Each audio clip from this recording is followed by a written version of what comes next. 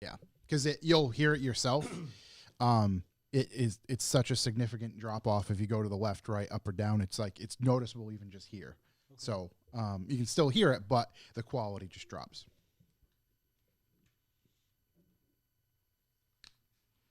I fucking updated my fucking work Mac. Those Apple just can't keep a fucking computer good. They just fuck it up every fucking time. Oh shit! There goes our YouTube. It sounds nice, right? Oh yeah. Dude, that sounds real nice. Watch this, buddy. See how you get if you start talking away just a little bit, it really fucks it up. Just so you're really gonna be in it. Just completely drops off. Sup, John Orr? Oi oi.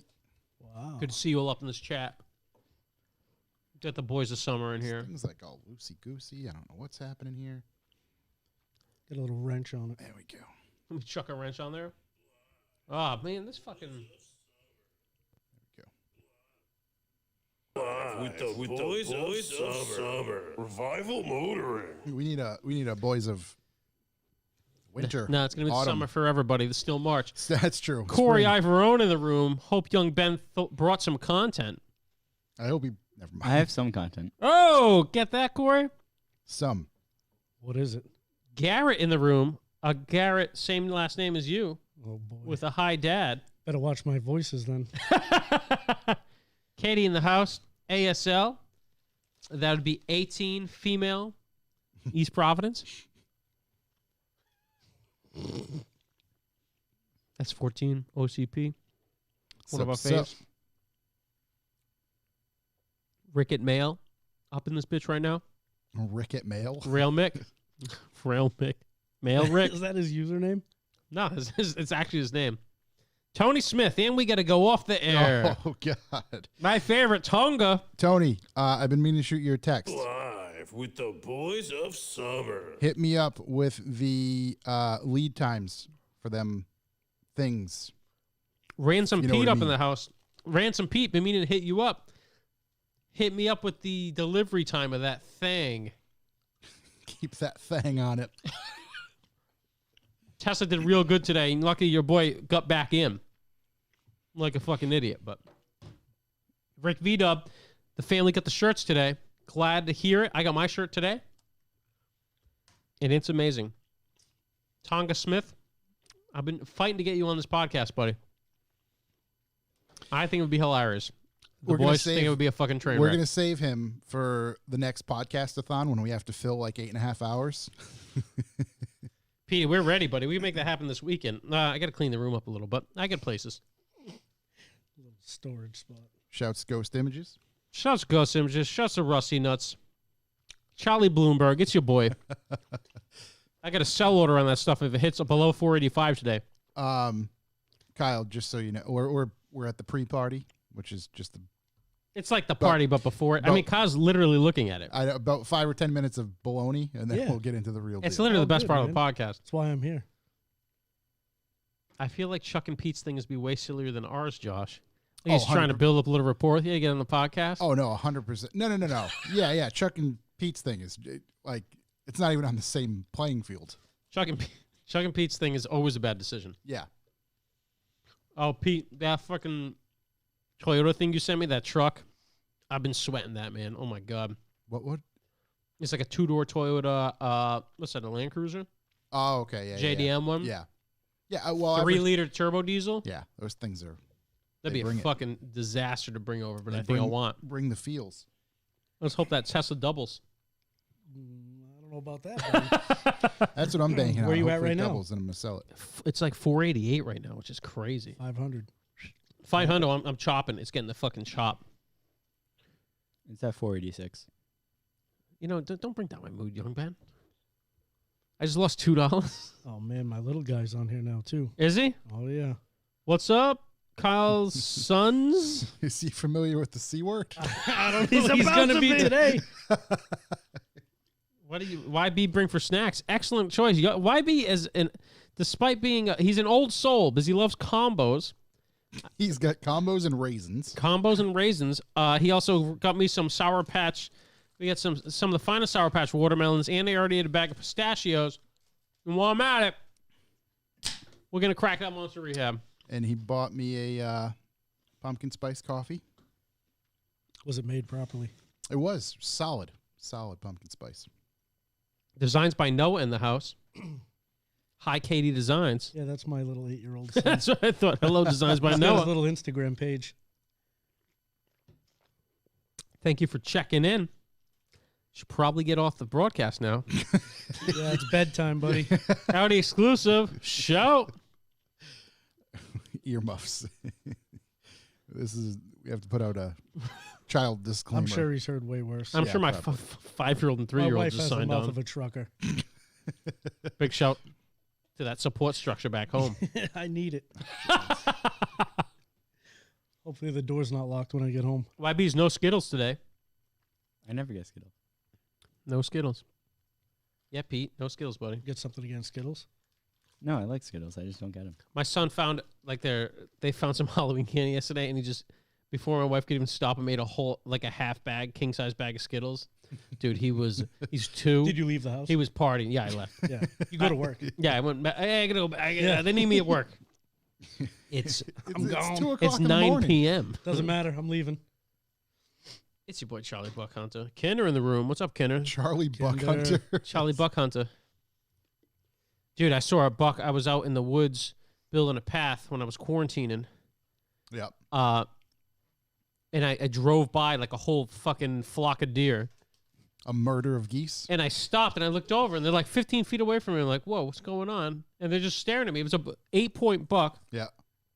All I had was a hatchet. Did you Did throw you it? try? Yeah, so I threw it at the buck. Should have ran it over. Just, This thing's just creeping on me. Then I'm making some pass and they're just looking at me. he's gonna eat you. And I was like, are you guys going to really like this? And then I fired up the chainsaw. They all left. I thought they'd be about the chainsaw. Yeah.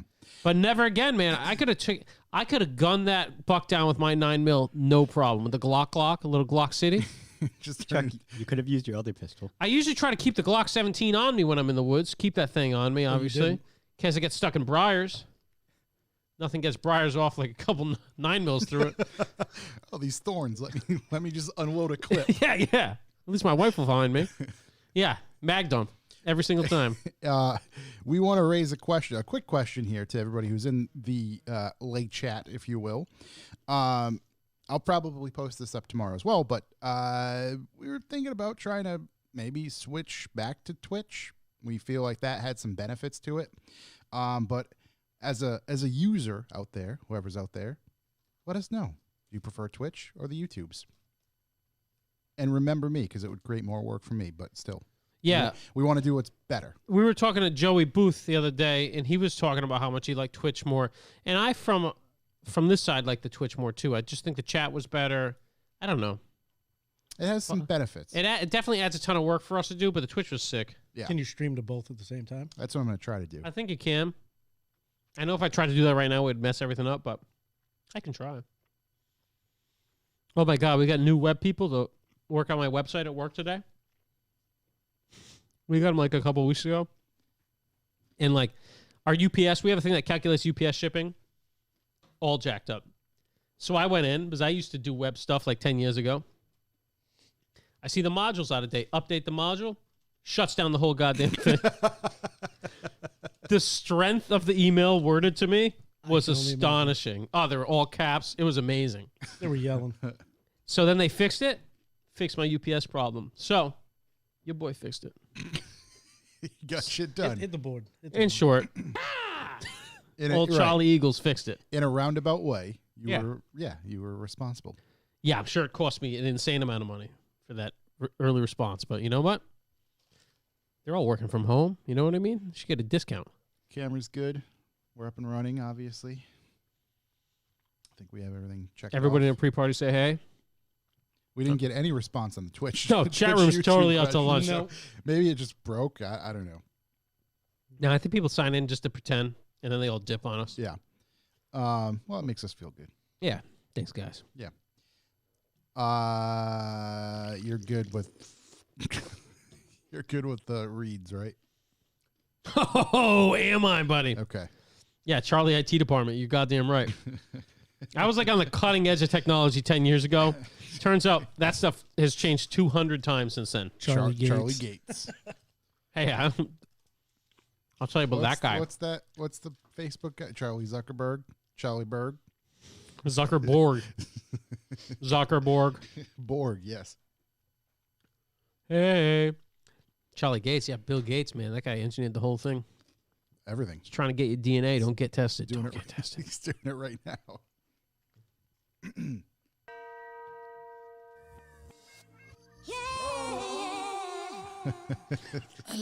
I love it. I love it. I love it. What the fuck was Remix. that? The I love it. Like, we in our household now, we can't just speak when we talk about something like, oh yeah, I love it. It's not I love it. It's, I love it. That's exactly it.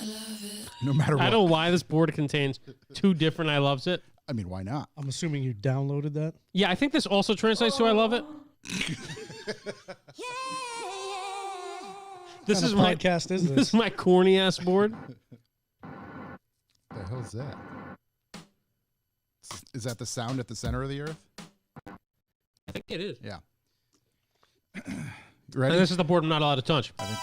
Oh, Sounds like Journey. just wait till he starts singing. Here we are. High energy. 69. I like the low quality of that one. I think I did it in my garage. With the doors open. Doors open. I think we're good, right? Ready? Think Yeah. everybody's ready? Yeah. Kyle, Yeah, I'm good. loose rules here. We don't No rules. It's like the Outback out here. just get the bloomin' onion. Is the Outback out of business? Probably. God, I feel bad for the whole country of Australia. Well, they're back open. Are they back open? I think so. I don't know for sure. Who's from Australia? I don't- Being Flat is from Australia. He's not in here yet. No. See? He's not in here. Yeah. So wait. Maybe Probably they are closed. They open. probably shut the internet off down there. Yeah, I don't know. I'm not up with my. All I got from this whole thing, I'm suspect of all the other countries. Except for Ireland. Shout to Ireland. I'm suspect of everything and everyone. Should be. I can't. At least it's getting better. I don't. Is it? It's I on the think so. up and up. Or no, wait, we're upside down. It's still going. Money shift. We ready? We're gonna kick this up. Oh yeah, so that's what we were saying. You can swear. The only thing we really don't do is throw any person or company directly under the bus. No, not we don't. You guys don't. Indirectly, things happen. Sure. We get it, but No throwing people on the bus. No journey level keyboards. I thankfully, think that needs to be on the podcast every Yeah, day. exactly. thankfully you didn't bring your guitar with you this week, so Did not. I think we're good.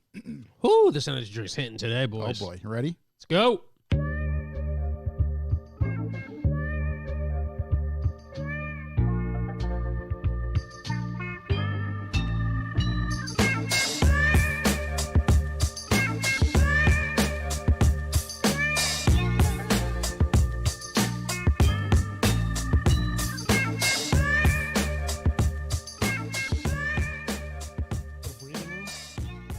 Get He's the like branding in. he's like Superman. He's gonna just.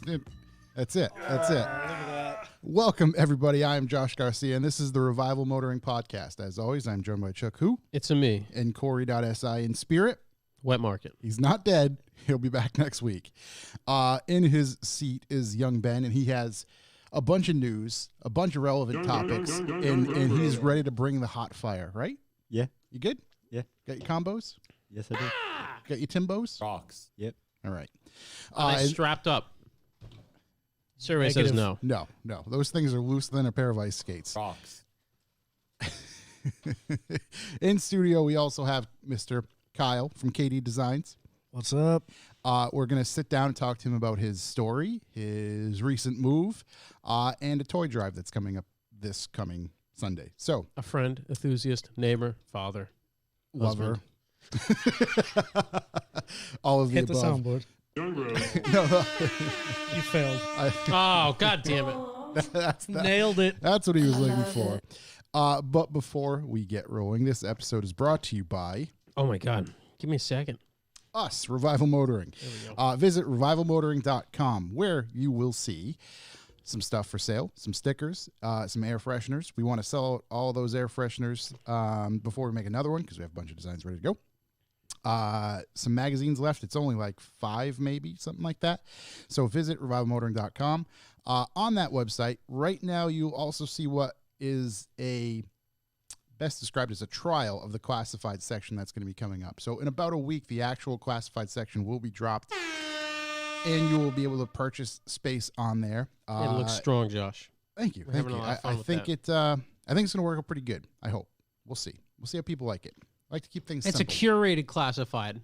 Yeah, exactly. It's not like how crazy some of these other things have gotten. Exactly, and that's, the idea behind it is to just, everything's going to have to be approved, so we're not going to be putting pictures of the Pope, a used box of condoms, and some almonds up there. Nah, I don't know about that. Yeah, anyway. At least a Philly blunt or two. Right. Silk Road. So that's coming. So visit revivalmotoring.com. Then you can go to our YouTube channel where you can like, comment, and subscribe. Leave us a 5-star review on iTunes between our podcasts, which we have multiple now. Videos and print magazine. We produce content on a weekly basis, and we're able to do that because of your support. So visit the webpage and support us in the fight for freedom. I don't have oh, yeah. There you go. Also, Josh, are your balls not John Blaze enough? Tired of having the same old jacked up dick fro as all the other hot boys? Does your junk not get you as noticed as it used to?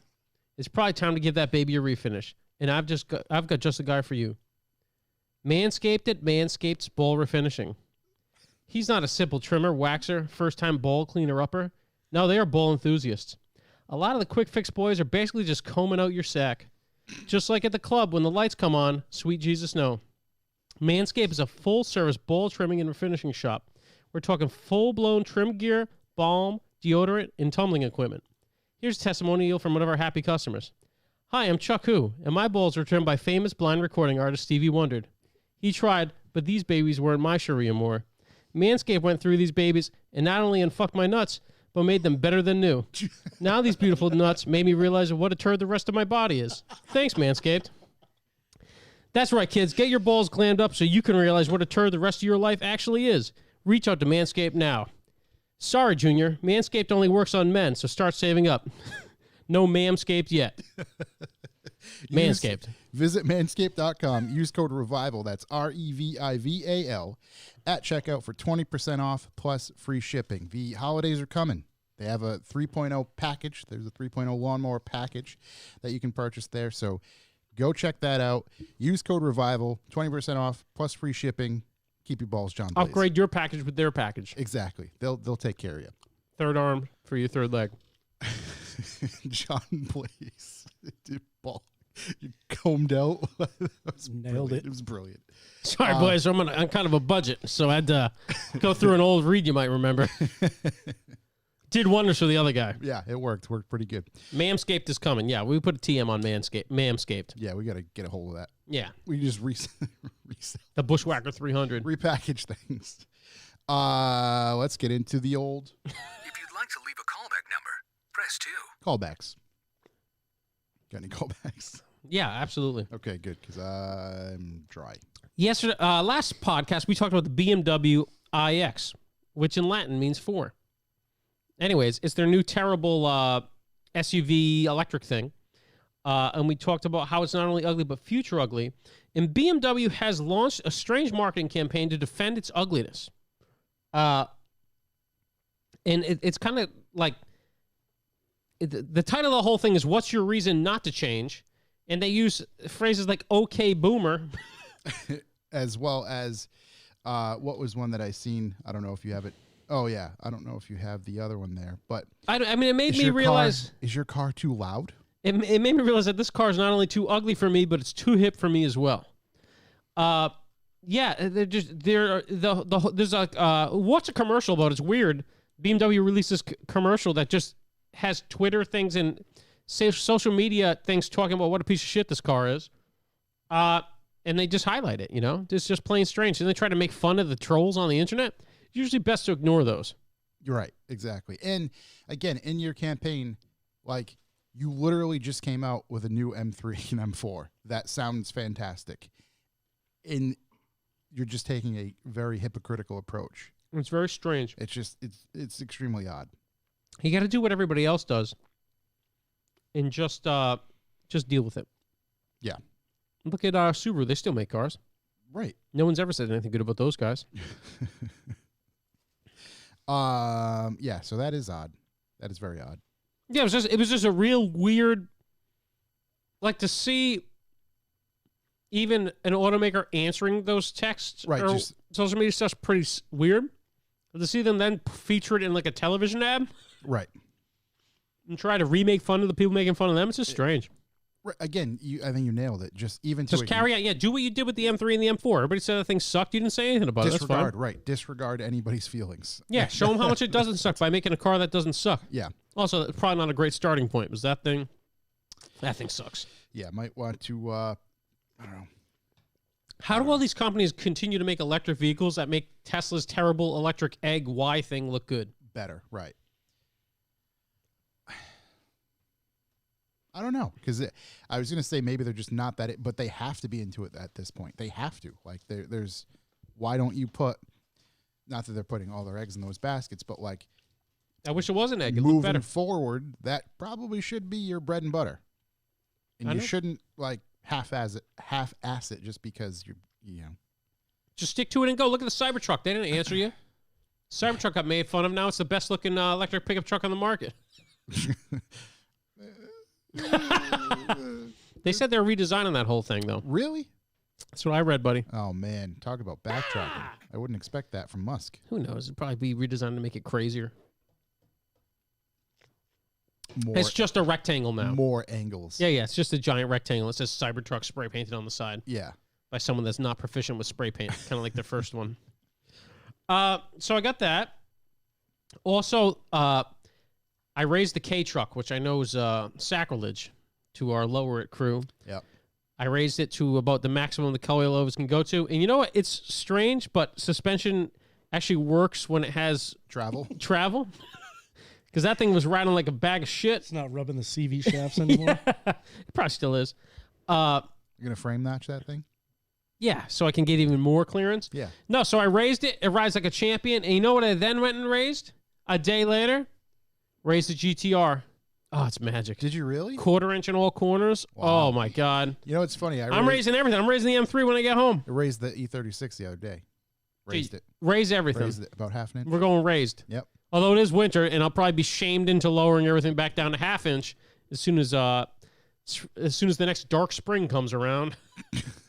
So, If there is a spring, I'm holding out. yeah. I don't want to commit yet because you never know. I like that the GTR was it was very low, and I like it. Mm-hmm. I like the way it looks, but man, just slapping that front end sucks, man. And I get you can drive careful, but I'm not that fucking guy. I'm not driving careful. You can drive careful, but then if you're driving spirited, careful goes up the window because you don't. I was looking at my M3. It's always been at rally height, but I put the new coils on it, and it's low again. Yeah. It's gonna go up. Yeah. I think I'm gonna make my 6 and my 5 my fuckboy low cars. Yep. And keep those guys fast and higher, Fast and loose. fast and loose. That's it. That's how we like play it out here. That's how we like it. Also, last time we spoke about the GR Yaris, the reviews have been rolling in on that thing, Yeah. and they've all been overwhelmingly positive. Everything's phenomenal. We have an insider who's actually looking at purchasing one on the other side. Oh yeah, yeah, I get that. I'm so bummed we can't have that here. They're next week. I think they're going to go sort out if they can look at them. I don't think they'll be able to test drive it yet. I don't think or you if can they even go anywhere in there. I don't. Is it? Isn't that country totally on lockdown? I don't know because he's been traveling. Well, not traveling, but Tell him to stay inside for Queen and Country. he's been working. And he was on the tube today. That's how I know it's different than So, America. He's been yeah. out there working. Yeah. Yeah, man, that car looks unbelievable. All the reviews are great. I really want one. I'd love to drive one. I'd love to be part of one. Chris Harris is smitten over it. Everybody is, man. Every review I have read about it, and we're just not going to get it in America. No. So they gave us the RS6, something And- none of us can afford, And and then the GR Yaris, something we could all get, maybe, is not possible to get. They were breaking down the payment, and the guy's like, yeah, the payment's like $300 a month. And I was like, motherfucker, yeah, just perfect. what the hell? I am all about little car fast now. Like I want a little car, and I want what I think is fast. How little? Little. Littler than your M3? Yes. Yeah. And how fast? Like Exactly. How fast? That's the real question. Well, it depends how it feels when you're on 70 the inside. torque? The only K car with 70 torque? I'm thinking the first K car with 70 torque? I think I'd be fine with little car, 200 horsepower or under. I can make that happen. I mean, just buy a Yaris. That's right. Something like that. Not even a GR. You can just buy a Yaris. After watching the Bad Obsession and those dudes race the Citroen, I'm all about gutting a little car and just making it as fun as fucking possible to drive. Yeah. Yeah.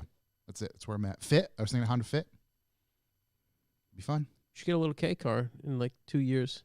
Better score you one for like $10,000. You might know where one is. I got a guy. We'll have to, if that can fit inside the MCV, which it probably can. Oh, it could definitely fit in the MCV. Fit a lot of things in the MCV. Yeah, so Yaris, that's all I got for callbacks. YungBen, you got any callbacks over there? No. I got Connor McCann asking if you're snoozing. No. Also, what color should we make the sign?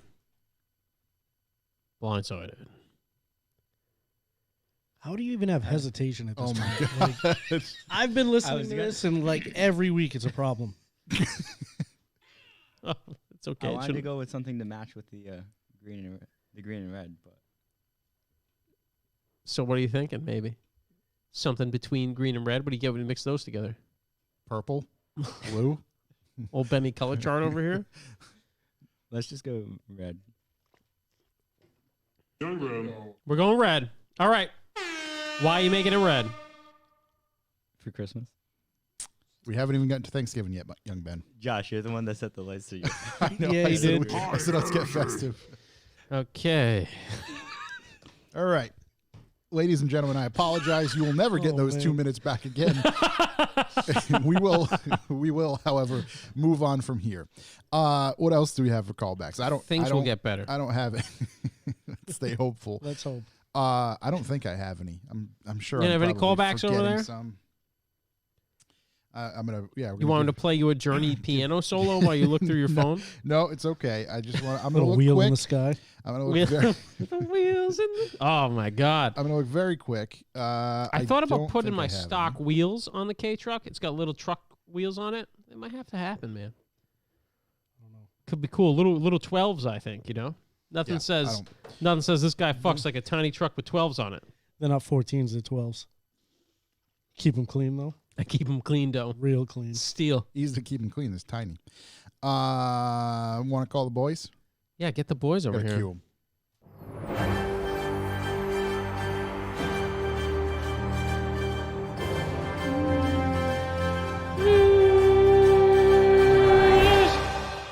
News.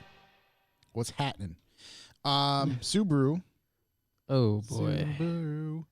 They did a thing. They sure did, Josh. They The new revealed- Outback. they And boy, is it revealed a killer. so they put out something with new design and more power. The Subaru Breeze. It's out.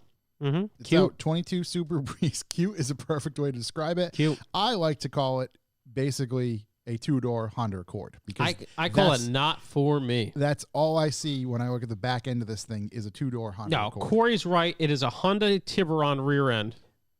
Yeah. It's a Tib. Yep. It finally broke 200 horsepower. It has 228. Still not So you're turbo. definitely getting a lot for your money. My question is Toyota totally out of this thing? Because if they're totally out entirely, unbelievable Subaru could build a car that not bad looking.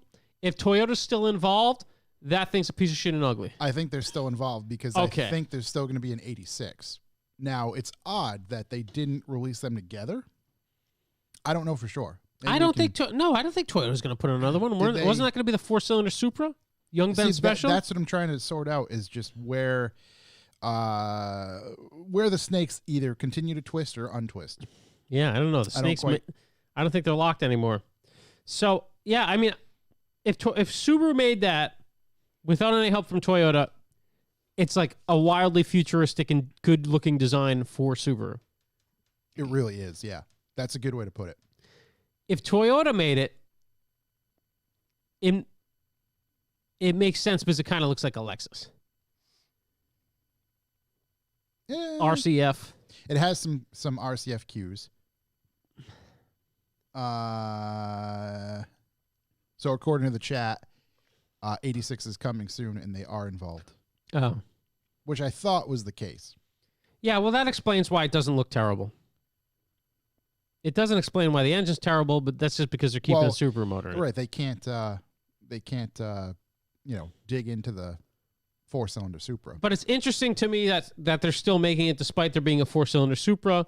But I guess it'll be a price step down from the 4-cylinder Supra. Yeah, so price is roughly I just lost it. It's all still kind of a guess right now, but it's looking like it's going to cost roughly $27,000 for a base. It'll still be a raw dog sport machine. BRZ premium with 6-speed manual rising to about 30. Premium has like leather and power windows. The cool thing is it's actually going to be standard manual transmission standard. If you want an automatic, it's an uptick, if you will. So did we figure out the 4-cylinder Supra, is that a manual or an automatic? I don't even know. Yeah, I don't know. I That's haven't looked good. into it that much. Medium performance, big shout. But yeah, that was released. Paul McGrath. Paul McGrath. Just wrote, looks like a front-wheel drive Mazda Corvette C8. I like where this head's at. That's exactly what I said. Accurate. Well, that's something people will buy. So 27, what's in the $27,000 range? GTI? Yes, I think so. But Mark 8, I don't know if it's going to go up a little bit, but that's probably comparable. Yeah, but And not then- really, not sport car-y. I get the hardtop Miata. Isn't the hardtop Miata still faster? The RF? I just looked it up last week, but I don't have it pulled up. I mean, it's definitely better. Yeah, I'd be all over the Miata. for that. Hardtop Miata. I mean, a Miata. I mean, you may as well if you're gonna go all out and get a Miata, you want to get that top off, you know. So Miata Sport starts at $26,580. Yeah. Let's see. So it's gunning for the Miata. Wow, it's more power than the Miata. What's Miata making? 180. Really? Yeah, even the Grand Touring Miata, which is a Named after the 2-liter television show? 2-liter Skyactiv 4-cylinder, makes 181 horsepower for $31,670. I wonder if it's lighter. Yeah, I'm not going to dive into looking at that here, but what I wanted to see is the GR Supra 2-liter. Wow, yeah, even the 2-liter 4-cylinder. Way more money. A lot more money. $42,000 starting. Oh wow. Okay, so there's room. And if the BRZ makes 228, the 4-cylinder only makes 255. Does that eliminate hope for the new Senior Dos? The Mr. 2. No, because I would hope that the Mr. 2 It's going to get an engine in the wrong place? Would slot in, I wouldn't say not above the Supra. Senior Dos, he comes in, man. That's a whole different ball game. Maybe they do go above the Supra. Maybe. No, I think the Senior Dos comes around the 4-cylinder Supra, right? I'd assume so. But the engine's in the back, though, for Right. drifting. Right. Just it works. You ever so good. swapped ends real quick? I would. Yeah, I'd kind of be about that shit. But so there's not much competition, anyways. There's the Mazda. There's that. There's nothing else. 2-door sporty thing. Everything else is expensive, right? Yeah. Because you get what's there? A Boxster, which is $100,000, and then does anyone else make a 2-door thing? Supra doesn't count. Well, who else makes a take your top off little Alpha. thing? Does Alpha have anything anymore? No. Alpha doesn't have anything. No. No They wouldn't- dealerships that would be either. it's nothing on the road. Can't keep those babies running. A little tough. If you want to get crazy, Murano drop top, I guess, is Mustang. about that range. Mustang. Yeah, Mustang EcoBoost, but it's massive. It's like driving a home. It's driving a trailer. Compared to those things, it is. Even still, I mean, Mustang GT Premium, that's $39. Yeah, so there's only 2 cars in that category. There's the Mazda, which you definitely buy, and then there's the Subaru, which we'll see what happens. EcoBoost Fastback Mustang, $26. How about a notchback? I don't. Just kidding. They don't do I that don't anymore. think that's on there. You can get one for 26 though. But I mean, you It's go still up more to, horsepower. Go up to That's a 31. V8. EcoBoost Premium. What does that make for power? Let me just see real quick. 310 horsepower. Yeah, that's too much. That's too much for this market. And but then again, it's much bigger. the Z's going to be super priced. The Z's not going to be that cheap. Z's going to be like and 40 there's grand. supposedly Right? be like 400 horsepower for that thing, and That thing's going to fuck. That's for certain. That Z is probably going to be mid-level Supra, I think. Yeah, I'm Yeah, about mid that to Z. high. Z's the one for me right now. If we're looking at coming sports cars, Z's the one for me. I've driven the Supra. I like the Z better. Haven't driven it though. If there's a manual Supra, I'm in on that. And then obviously the M2 is the actual one, but that doesn't count. But It's too expensive. Yeah, that's way too much. Well, that's great news for all the Subaru people that want that car again. You can get it. It's there. They're going to be all over the place. Yeah. They will be. I know. It could be cool. Who knows? Maybe it'll be cool. The other one got great reviews. It was ugly. This one looks better than that one, I just think. slow, and it continues to be underpowered. But it's again, more we power than last time. get It's got it. more power than a Miata kid. It does. It does. Yeah. Almost as much as a Supra. Yeah. That's 4-cylinder, but almost as much. more power than a Miata is like being better than me at basketball. You know what I mean? It's not a big bragging thing. Yeah. I'll hit a shot every now and then. Shoved English Ben, he knows. Just chucking it up there. Yeah, we had a little one-on-one, and let's say 100 shots were fired off, and I won with 10 in. And he grew up in the UK. They don't have basketball. 370Z cab from John Orr. I didn't think about that, but I mean they are. If you do want a brand new 2011 Nissan 370Z Cabriolet, you can probably get it for around that. No, it's way more money, isn't it? I forgot what they were. It's got the VQ priced. though. They sound awesome, especially straight pipe that thing. As of right now, 2020 Nissan 370Z, $30,000. I love it. That's the one. Straight pipe VQ with the convertible, so even you get annoyed by it. Building price. I want to see what the base 370 is. Dude, I can't believe you can still buy that fucking thing. $30,000, 370Z, 6-speed manual, 3.7 liter. They're gonna have to get if there's some on the lot, they're gonna have to get unbelievably cheap because they're never gonna sell a new 370 with the 400 coming out. No. That's why they call it Proto, though. Well, that's good. I get some Still Anus news. Ooh. From our favorite company, Still Anus, the company that brought you the Jeep with the same motor since the beginning of time, is now bringing you the Jeep 392. Boys, get your jaws of life ready. This is a 470 horsepower, 6.4 liter V8 in your Jeep Wrangler. I heard it. It sounds perfecto. It's got a huge hood scoop. But don't worry, though. Even if the hood scoop is totally submerged, it pulls air from somewhere else. It's called Hydroglide, no longer just a dance or lubricant. It's the Hydroglide intake. And it's about goddamn time a Jeep got a V8. Oh, that's the I one. was literally just reading about Dude, this. that's the one. It goes 0 to 60 in 4.5. It has a wheelie bar, which is the back of the cage. Now that back tire is actually going to come in use. Right. It's going to pop you right back up. Put some little casters on there. It's got a loud mode, which bypasses the muffler, which is the only way loud mode should work. Fuck the Bronco. Also, can I get it as a Gladiator? The answer is no. What's it make for power? Do you see what makes Yeah, for power? 470. 470. So I'm guessing this is just entry level. So this is the idea. And I was talking to a friend about this. Shout out to Mikhail. Jeep makes this, right? Mm-hmm. And if they don't get sued out of existence, they put the Hellcat motor in it. Oh, this is exactly what I think is going to happen. It's going to be They're going to wait for Ford to fire back. there's this, and then there's going to be whatever the Hell Jeepy, Jeep Hell, some sort of thing. Yep. Hell Wrangler, Jeep Hell. Jeep Hell, The Hell Wrangler. Hell Wrangler. Yep. Right, there we go. Hell Wrangler. Then there's going to be the Hell Wrangler Red Eye, Yep. Hell Wrangler Red Eye Wide Body, Hell Wrangler Red Eye Wide Body Demon, Demon Wrangler. Demon Hell Wrangler, Demon Wrangler. Oh, this is this is for the next 20 But years. they won't put it in a pickup truck for me, which makes me angry. Well, no, they did.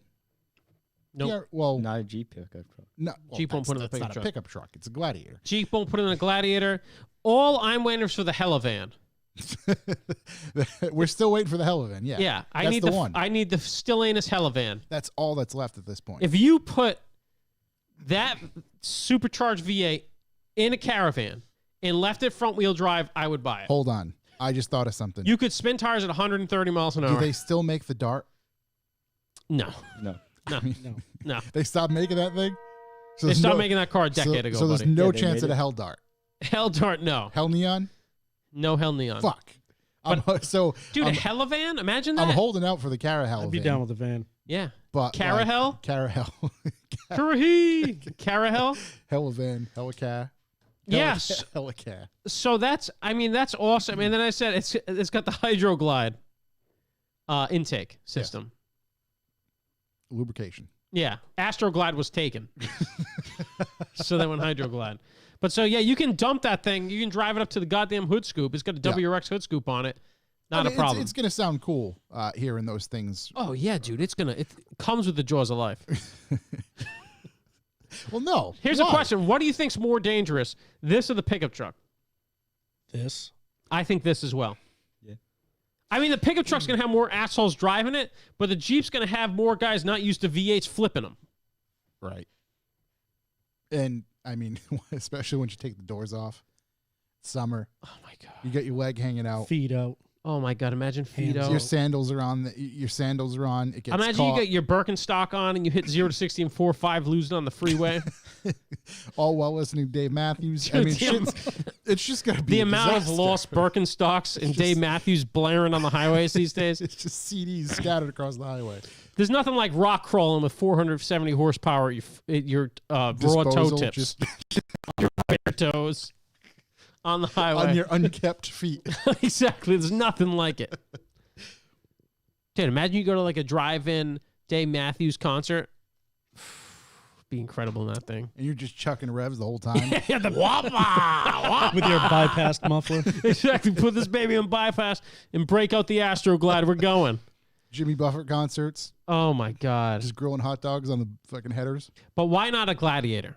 Why don't go all the way? That's not yet. Just not yet. Yeah, they'll do it. I think that's what we learned about Stellantis too. Is Yeah, the answer they- to everything's not yet. Not yet. Right. It's not that they won't, just not Just yet. not now. But this is me officially requesting a Helivan. I don't see how they're like. And I said front drive. I don't want those back wheels moving. Those are getting dragged along. I want to be able to pull the e-brake and drag that thing down the highway at 150 miles an hour. At this point, they have to do it. They got to do the Helivan. I don't. It see would be how the they ultimate American car if they made a minivan, a Dodge, just piece of shit minivan with a Hellcat motor. I mean, realistically, you have so many countries now. just that turn the motor around. that are aiming for no internal combustion engines being sold after 2030. This is Right. at least what they whatever. Right. No, we're not going to go down that path. However, if you're going to go out with a motherfucking bang, No, this is, if no one believes America's the greatest anymore, you put a Helivan out that gets 8 miles a gallon and just let people buy it for like $45K. sliding doors on both sides. The whole world will be like, you know what? Those Americans they fucking got got it. it. It's a 700 horsepower, front wheel drive, Wi-Fi enabled, vacuums on the floors, dual sliding doors. Yeah. The whole fucking country's driving around 8 mile a gallon Helivans that their government subsidies so you only pay $20,000 for it. It just has to. $200 a month. Somebody at Stellantis, you gotta. Yeah, where's the give us a oil and shout. fuel lobby? You know, you're putting carbon back into the atmosphere. It's going to prevent the ice age. You're a patriot. Nailed it. We've talked about this before. We have. Listen, I'm in on this. Here's how it goes. There's tax per gallon on gasoline. Yeah. If you get a car that gets worse mileage or modify It's your gonna car to get worse mileage, you're a patriot because you're on your own choice and decision. You are giving money to the government. You're going to stimulate the economy. You're Just stimulating the yes. economy. 1 gallon at a time. What would stimulate the economy more than a front-wheel drive 700 horsepower minivan that can never get traction? Imagine if it has a track package. Like, you know how the Demon has, the fucking pie cutter? Yeah, you get skinnies for the back. You get skis for the back. You Comes got with a line lock and gotta skinnies for the back. special key for Cobras, the special key for the Helivan to put it in demon mode. John Horde, the Dodge Journey to Hell. Dude, that'd be the best fan ever. You reunite Journey and fucking what's his name, Steve. You wouldn't have to reunite. They just get back together. The wheel in the sky keeps on turning. I'd just be playing Fleetwood Mac driving that thing, drinking cranberry Just juice down the highway. chugging cranberry Doing juice. burnouts. Just fucking smoking the whole the way. tires. Yeah, I mean, you couldn't even see on the goddamn highway. If that's not the American dream, I don't know what No, is. that's how you truly make America great. Not again. Yeah, just make it great. with We're just trying to make it great. Helavans. The journey to hell. Yeah, I'm really excited about this. Yeah, me too. So hopefully that's the way we're going. And then they can put one in the Quest. Yeah. or the Avenger. The Hell Quest. Hell Quest, Hell Avenger. There's so many. Hell Dart. Oh my God. Really, Hell Neon. There's so many. Yeah, Demon Van. Demon. Dema Van. Dema Van, red eye, wide body. That's what I'm saying. Like literally, this can have. Just keep throwing. I mean, every Dodge can vehicle go. should have 8 different trims, and they should all end with a Demon. all have the Demon package. Demon available. wide body. Demon package is available across the board. Exactly. That's what it should be. Whatever you want. Yeah. It's the LX Demon. Unless Demon. It's got vinyl everything, but it's got a 780 horsepower motor in the front. Crank windows, no radio, vital everything. It's a track pack. I got the Demon pack and the track pack. It's got fucking 3-inch wide wheels on the back. Unless Demon branches off, just like Genesis, it becomes its own brand. Or just make it just a level above. What's the next level? Satan? It's a Hellcat Satan. It's a Right. 666 edition. Oh my god! I mean, how hard can they go marketing wise? It's endless. Hell Prowler. Thank you, Verge. Hell Prowler. Oh my god, the Hell Prowler. That's a car. I can never. The Oh, Prowler. so good. It's just so They had bad. high hopes. 10-cylinder really pops did. right in that thing. Hell Viper. Hell Viper. Well, you can't take any. You can't put anything less than a 9-liter in a Viper. Let's be honest. No. I'm saying, but there's actually, the Demon Viper. You know, they sacrificed Viper for the rest of us. for everything else. Yeah.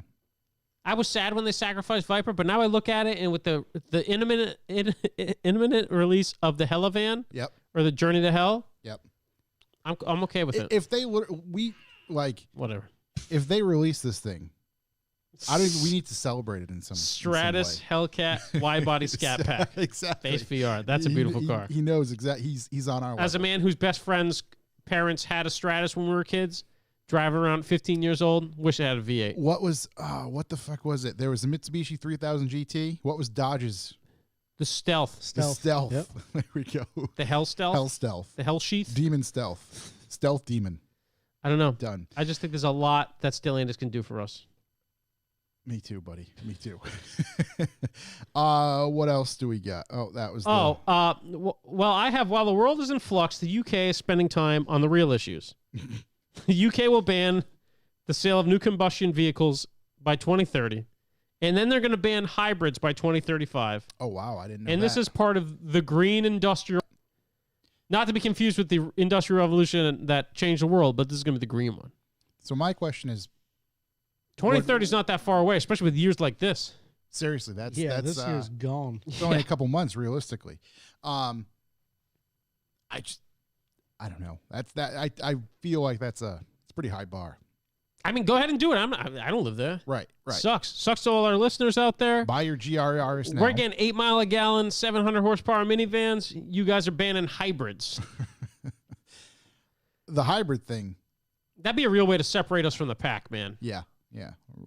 Really pull away with that. Yeah. What do they got in America? They With got that Hemi. guns. They got 800 horsepower minivans. Front wheel drive. Freedom. Transmissions that blow up. Eagles and stuff. Transmissions. Broken transmissions. Yeah. So yeah, that's pretty wild though. That's insane. There's a new He won't do it. new M5 CS to debut in December. Yeah. So that's not to be confused with the dick measuring competition. This is the M5 CS. What's the CS have? Is it a super lightweight competition version of their 4-door family sedan? 626 horsepower. Okay. I don't know what they're going to charge, but for whatever they charge, 120 grand. probably in the thousands to upgrade to the CS. Yep. You will lose a whopping. Is it like Photoshop CS? Is it the M5 Creative Suite? This is yes, Creative Cloud. You will lose a whopping 155 pounds in weight. I mean, I'd pay that for that. I mean, that's pretty good. That's pretty good weight loss. So it's a lightweight 4-door sedan for racing. No, for the street. Let's take it to the streets, boys. For the street. Yeah. No, they should. I think they should probably put in a couple more editions of the M5. Because you see them all the time, so you really want to distinguish yourself from the other guys. So there's the competition. Yep. Which is short for dick measuring competition. Yep. Carbon competition. And now there's the CS. CS. Yep. Wow, That's that cash status. That's that big dog shit. 626 horsepower. What is the? What's And it's the? subtracting 150 pounds. Yeah, So it just doesn't have back seats and a skinnies in the front. They took all the sound deadening out. Yeah, probably. Let's see if this number is that's all it would accurate. take, M5 and- will be up from. Oh yeah. So, oh, wow. Okay. So if this number is accurate, Yes. then the M5 CS will be up from the competition model Mhm. by around 9 or 10 horses. Sucks to be those guys. Am I right? Losing it, buddy. Whew. Oh, why did you buy that, huh? There's no car I'd rather focus on lightness of than a 5 Series. You Right. know. I wonder if Let's they're get that thing ultra light. I wonder if they're going to put the manual transmission in this so you can really row the gears. That means I don't have to strip mine down. Exactly. Or just So dumb. take out the spare and a couple plastic. I mean, Piece of plastic. it's obvious that the marketing departments have taken over all car companies, but when you're getting giant sedan CS lightweight versions, it's like, Jesus, man. Yeah. It just What's not next? a package. It's just maybe a Demon CS. Hey, That's it. little twist in a snake's right there. A lot of twisting the snakes. Let's see. I get some other small bits. What you Ford might start making its own batteries. Yeah, so might I. I think that's the play. What? Well, because the battery production or getting a hold of the batteries for the EVs is very difficult, my understanding is, and that's really halting production for a lot of major manufacturers. So it'd be super easy just to start your own company So- and start making them. So Yeah. Tesla announced that they're going to Right. probably start making their own batteries, so everybody else is probably going to do the Maybe same thing. Katie, maybe you guys could start doing that. I mean, I can see Tesla doing it, but Ford, I don't know. Stock's doing good. I don't know. Yeah, I mean, it's something I think everybody should look into. But obviously, looking into and performing, completely different. Yes, absolutely. Yeah, but what are they going to put it in? I mean, what battery car do they have? Well, the E-Mustang Mach-E. Oh yeah, there's going to be. I mean, there's They're going to be coming. an Oh, because electric. Mustang's a brand now, right? Mustang is Ford's electric brand. I can't remember. I don't know. No, I don't think so. Just the Mach-E. Isn't the Mustang Mach-E a SUV? Oh wait, weren't they going to train? Yeah, I think they were going to switch the Mustang to try to make Mustang F-150. I'm sure that's coming, but there will be an electric F-150 Is as it going well. to make a Mustang Caravan? Does Ford have a van? Ford has a Astrovan? Transit. Astro vans. Astro van, Transit, Ford Transit, Transit. Maybe Mustang Transit? Mach-E Transit, Mach-E Mustang Transit? Mach-E Mach, Mach-E Mach. Mach-E Mach, bro. Oh my God, kids. Say hi to your mother for me. Yeah, so they're looking at producing their own batteries. Again, it does make sense, but now that everybody's producing batteries, all the materials for the batteries, I'm sure, will be very tough to get. They'll have to mine somewhere else. Yeah. People that sit on the earth going to find some more stuff to mine, you know? Lithium mines, baby. Now the gas is so cheap, let's switch everything to electric, baby. Not Hell- making any money on that gas. Hell of a van. That's What all else we need. got? Lamborghini teases hardcore Huracan STO. It's debuting today, November 18th. Uh-huh. That's all I got. It's hardcore? It's like some type of It's actually debuting. action scene? It's actually debuting on Pornhub. Oh, wow. Somehow, I don't know why. And it's the STD? STO. Oh. STO. Yeah, so It's a Huracan? It's a hardcore version of their hardcore car? yep. Actually, you know what? The Huracan has been around since 2014, so again, Jesus. as we like to say, For shame. go out with a bang. It sounds like they are. Okay. Yeah. And this is going to be the fastest. Oh, no, that's Ferrari. The fastest Ferrari ever produced. 640 horsepower. Is that all they're getting? Yeah. Out of the Hurricane, Go back to the STO. M5. Yeah. 640, that's it? 640 horsepower. That's it? 417 foot-pounds of torque. What's that? A fucking Power Wheels? It's gonna be on a diet, and it's gonna drop about 330 pounds. That guy's going to get roasted by a guy in a Jeep 396 or whatever that thing's called. 0 to 62 miles 392? in 3.0 seconds. Oh, that's that Italian. That's that 0 to 100 kph. How many 3 point what? 3.0. So you're going to have to take them from a roll race in your Jeep. 0 to 62. There you go. Take that. Slambo. 5.2 liter. I'd rather have the BMW at that point. Yeah. Plus it's light. Super some Lightweight. And you Super can put lightweight. groceries in it. Your whole family. Yeah. Take it to the hill. Take it to the hill. All-wheel drive. YungBen, you got any news over there? You said you had content. Corey's I have waiting. YouTubes. Okay, we're getting there. Calm down there, Turbo. All right, we're getting there. What do you got? High energy. Oh, that's ugly. Is that it? Lamborghini's good at making ugly cars. Oh my God. It looks like, remember that version of the It's like a golf sign. that version of the Bugatti I made fun of at the museum? It was like the Smurf edition. Yeah. They had the Bugatti Veyron Smurf edition. It was like powder blue and white. Right. Ugh, Yeah. Why? atrocious. Why? It was the only one because it was only guy dumb enough to order that color. No taste. Another news, new Grand Tour episode comes out on December 18th. December 18th. I watched the trailer for it. I did too. Previews out. Get pumped. Madagascar special. Looks pretty good. Looks good. I don't know. I'm glad. Yeah. That's been filmed for a while. I don't know why it took so long to put it out. Maybe it's going to have some really cool editing. I don't think Clarkson knows why they took so long for it. No, to come out nobody either. does. I don't know. I look forward to it December 18th. I like that the Grand Tour is now, instead of releasing a bunch of episodes I can watch and enjoy, they release an episode once a year. Right. I blow through it, and then I can wait another year. And wait. And yeah, I don't know what Amazon is doing. As long as Clarkson's getting paid. You know, that Paddington Bear money isn't what it used to be. Well, he's doing Who Wants to Be a Millionaire. And Oh, he does the James English May Who Wants to has a Be a Millionaire. cooking show. Yeah. I'm good for now, thanks. Hammond is doing some other stuff too. I haven't seen it yet, but he's got a couple shows, I guess. Good for them, man. I don't know. I mean, I love those guys. Yeah, I know. really do. I want to. You're. I wish I put stuff out more, but I know that they're getting a little older. Yep. They're getting a ton of money, and it'll be worth it. Even the fucking boat episode, whatever It's that good. was called, was hilarious. Seaman. The Seaman. Yeah. Of course it was.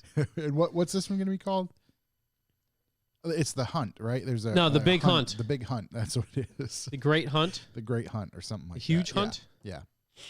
Yeah, so that should be, it'll be funny as hell. I'm sure Yeah, it will. I'm sure it'll be great. But as I said, I've said it before, said again, the new Top Gear is really good, especially if you're looking for that kind of fast content that Yep. comes out all the time, and it's really focused around like new, not even news, but just new shit. Yeah, new And stuff. you get They 5 episodes. get to test it. I'm obviously Harris is now testing. I'm assuming the GR Yaris will be in an upcoming episode of that, so that's going to be grand, I'm sure. I remember talking about one of the segments they did for the new one where they built this like wall of death that they drove cars around. Yeah. And I recently saw an article that cost them like $1.5 million bucks, and they used it for 15 minutes, and then disassembled it and dumped it. But when you think about how much money they saved on travel this year, probably not that bad. It's true. Travel, I mean, right, yeah, realistic. Hotels, food, Yeah, BBC does what it wants. condiments. The condiment budget is out of control. Just ketchup and mustard. That's like the black budget over here, you know? We spent $100,000 on condiments this year. How do you eat $60,000 worth of mayonnaise? Don't worry about it. Don't worry about what I do in the bathtub. Any other news? I don't have any other news. I have YouTubes. What about the tubes? Okay, my one YouTube is Hoonigan Builds a Donk. They put out a couple more. They're great. Yeah. My favorite part is Soupy does Dollar Shave Club ads, and it's hilarious. Oh, really? He's like, you want to be as... You want to finish cars like I do? You want to take that piece of shit and get it running? Do Dollar Shave Club. I'm like, that is so like out of the ballpark. I love it. It's just... Right, It's right. good. Also, the build's good. I haven't watched any of them. It's trying to build like a 1 trillion horsepower donk from parts off eBay. It's pretty wonderful. wild. Yeah. The ultimate goal is to, are they going to go race? They're going to race. I want a 10-second donk. Okay. They're going to go after Donk Master. Yeah. That's kind of what I he's not figured. going to have that, though. Donkmaster's had a lot of challenges, but probably nobody with the kind of resources Hoonigan does. I would agree. You think they could actually take Donkmaster? I don't know, man. Donkmaster's a crazy person. They're putting a lot of money into that car. They are. And they're unfamiliar. They can also get the tire. Donkmaster has those tires, which not many other people have. And Right. Hoonigan, I'm sure they'll they'll just get give those them tires, to Hoonigan. Oh, Right. for sure. Yeah, if Hoonigan comes out and takes down Donkmaster, that would be unbelievable. I know they're friendly now, but maybe that was they had a little episode where they go see him race, where he doesn't really race, but maybe that was kind of little, they were running a little recon out there. Right. You're going to give them some hoon sauce. Hit him with the hoon sauce. Yeah, those guys could market the shit out of some Gapple sauce. Oh, they really could. Yeah, I don't know. maybe- I don't know if Donkmaster suspects it. Maybe it's like a rad You think situation. Maybe he just at the Hoonigan end joins the team. is working for the despicable CEO Larry, Donkmaster's #1 enemy. Mm-hmm. They hired him. They hired him. Right. You think like at the end Hoonigan beats him and they pull off Scotto's mask and it's CEO The Larry. CEO. And I would have got away with it too. If it wasn't for you Scotto damn just kids. starts talking like he's from deep Memphis. Like, what the hell? And pulls his mask off and CEO And Larry on CEO Larry. stilts. So I think Scotto's like 6'100". Big guy. Yeah, this guy's like 6'12". 6'100". No, I think maybe Hoonigan is CEO Larry. Maybe CEO Larry is the CEO of Hoonigan. Yeah. Maybe that's how. Right. Maybe that's what the CEO's from. It's all gonna play out. We'll be able to watch it. Makes you think. I hope Donk Monster's watching his 6. You know what I mean? YungBen, you said you had YouTube. Yeah. Yeah. Cletus McFarland on Saturday hosted another race at his track. Florida. God bless. 24 hours of Le Mans. Of Lemons. No, it was the 2.4 hours of Le Mans. Sorry. It's a What? 2.4 hour Big race. jump. Yeah. But What were the rules?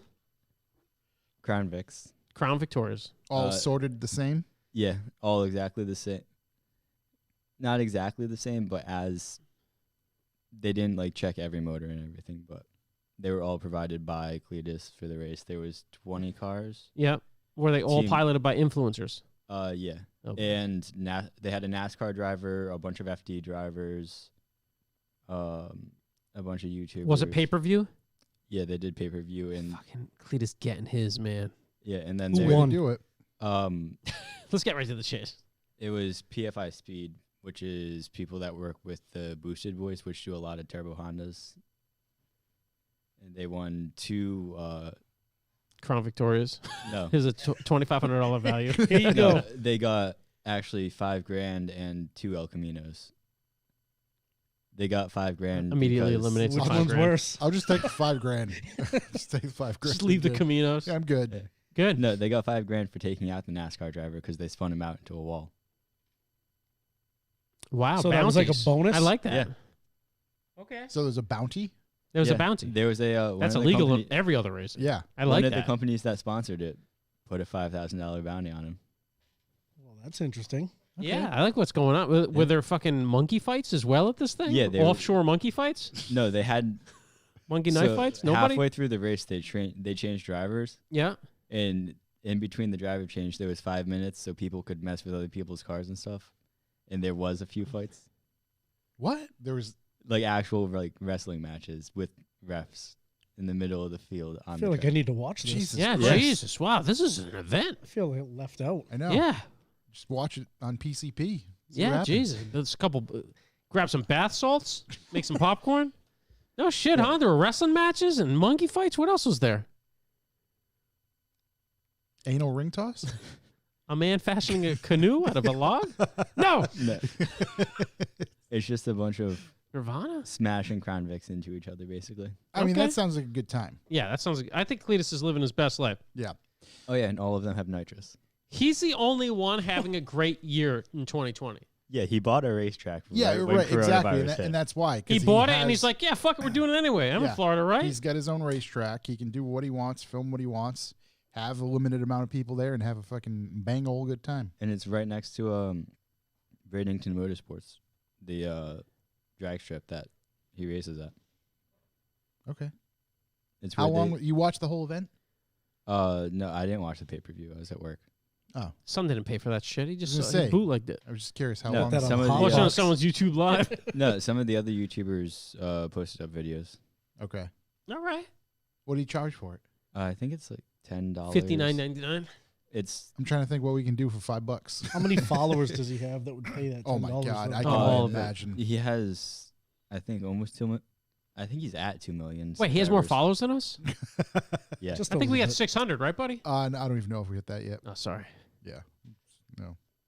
We're going to have to spend a little bit more on ours. Yeah, we got to build a. It's also going to be us sitting around bullshitting in studio. Oh, I did see this. We got to buy. You guys a reading the racetrack. chat over here? What happened over here?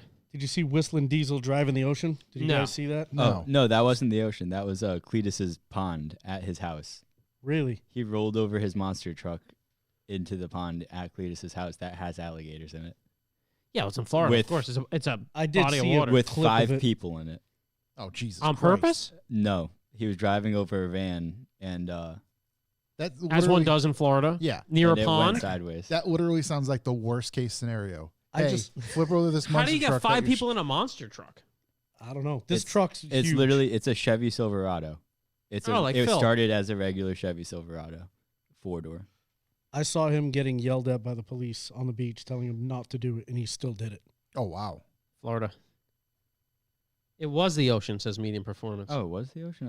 I was going to say, if he was on the beach getting yelled at by beach police, Yeah, was it beach police? Where they were in Speedos? The clip from lifeguard, all of the videos I saw, Baywatch. the clips that I saw Guy from, came like, jumping out of a Cletus boat? Yeah. The kind of and bowling stuff guy? were just him. It was like pitch black out.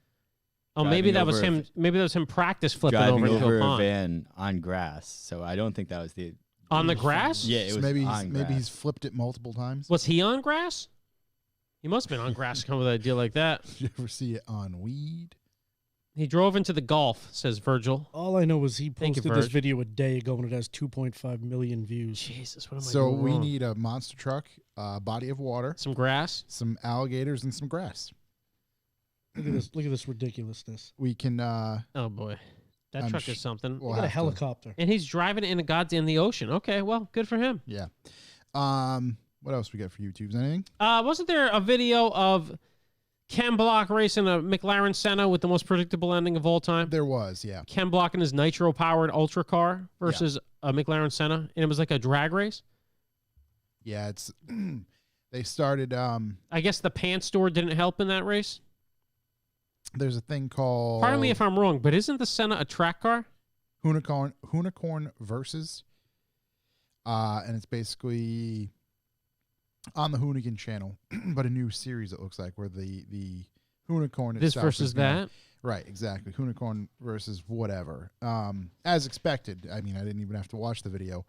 The Unicorn absolutely destroys. They should the, roll race a Cavello Viper with that'd the be Unicorn. quite good, I'm sure. Because I think that I don't would know be. if they're roll racing it. I think it's just a Oh, I'm sure they wouldn't straight want to roll race a Cavello dig, Viper yeah. because I think it's Cavello. It's something like begins that. with a C. Yeah, we That purple was one mentioned to that they us. did on the show that Farrah's on. I don't know if I mentioned that last time.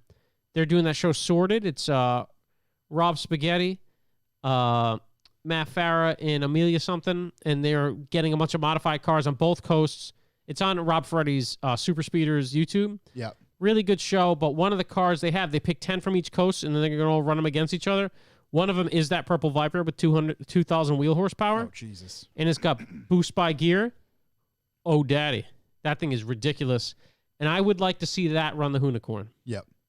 Because Matter- I know the Unicorn's not fair because it runs on like nitro fuel, etc. Yeah. But if you're roll racing a 9-liter, 2,000 horsepower Viper, Yeah, at least it might work. have a fighting chance. John Orr in the chat, again, going back to the Hoonigan discussion, it's also going to race Donkmaster, which means they're just benchmarking it for the Donk race. What's going to... Oh, they're going to... Unicorn versus Oh, the Unicorn's going to Donkmaster. destroy Yeah, it's not even Donkmaster. going to be... Yeah.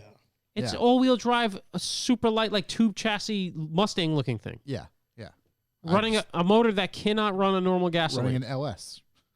Oh, well, yeah, the other thing. Yeah, that's also like... it's like 20-to-1 compression with 276 trim turbos on it. It's like...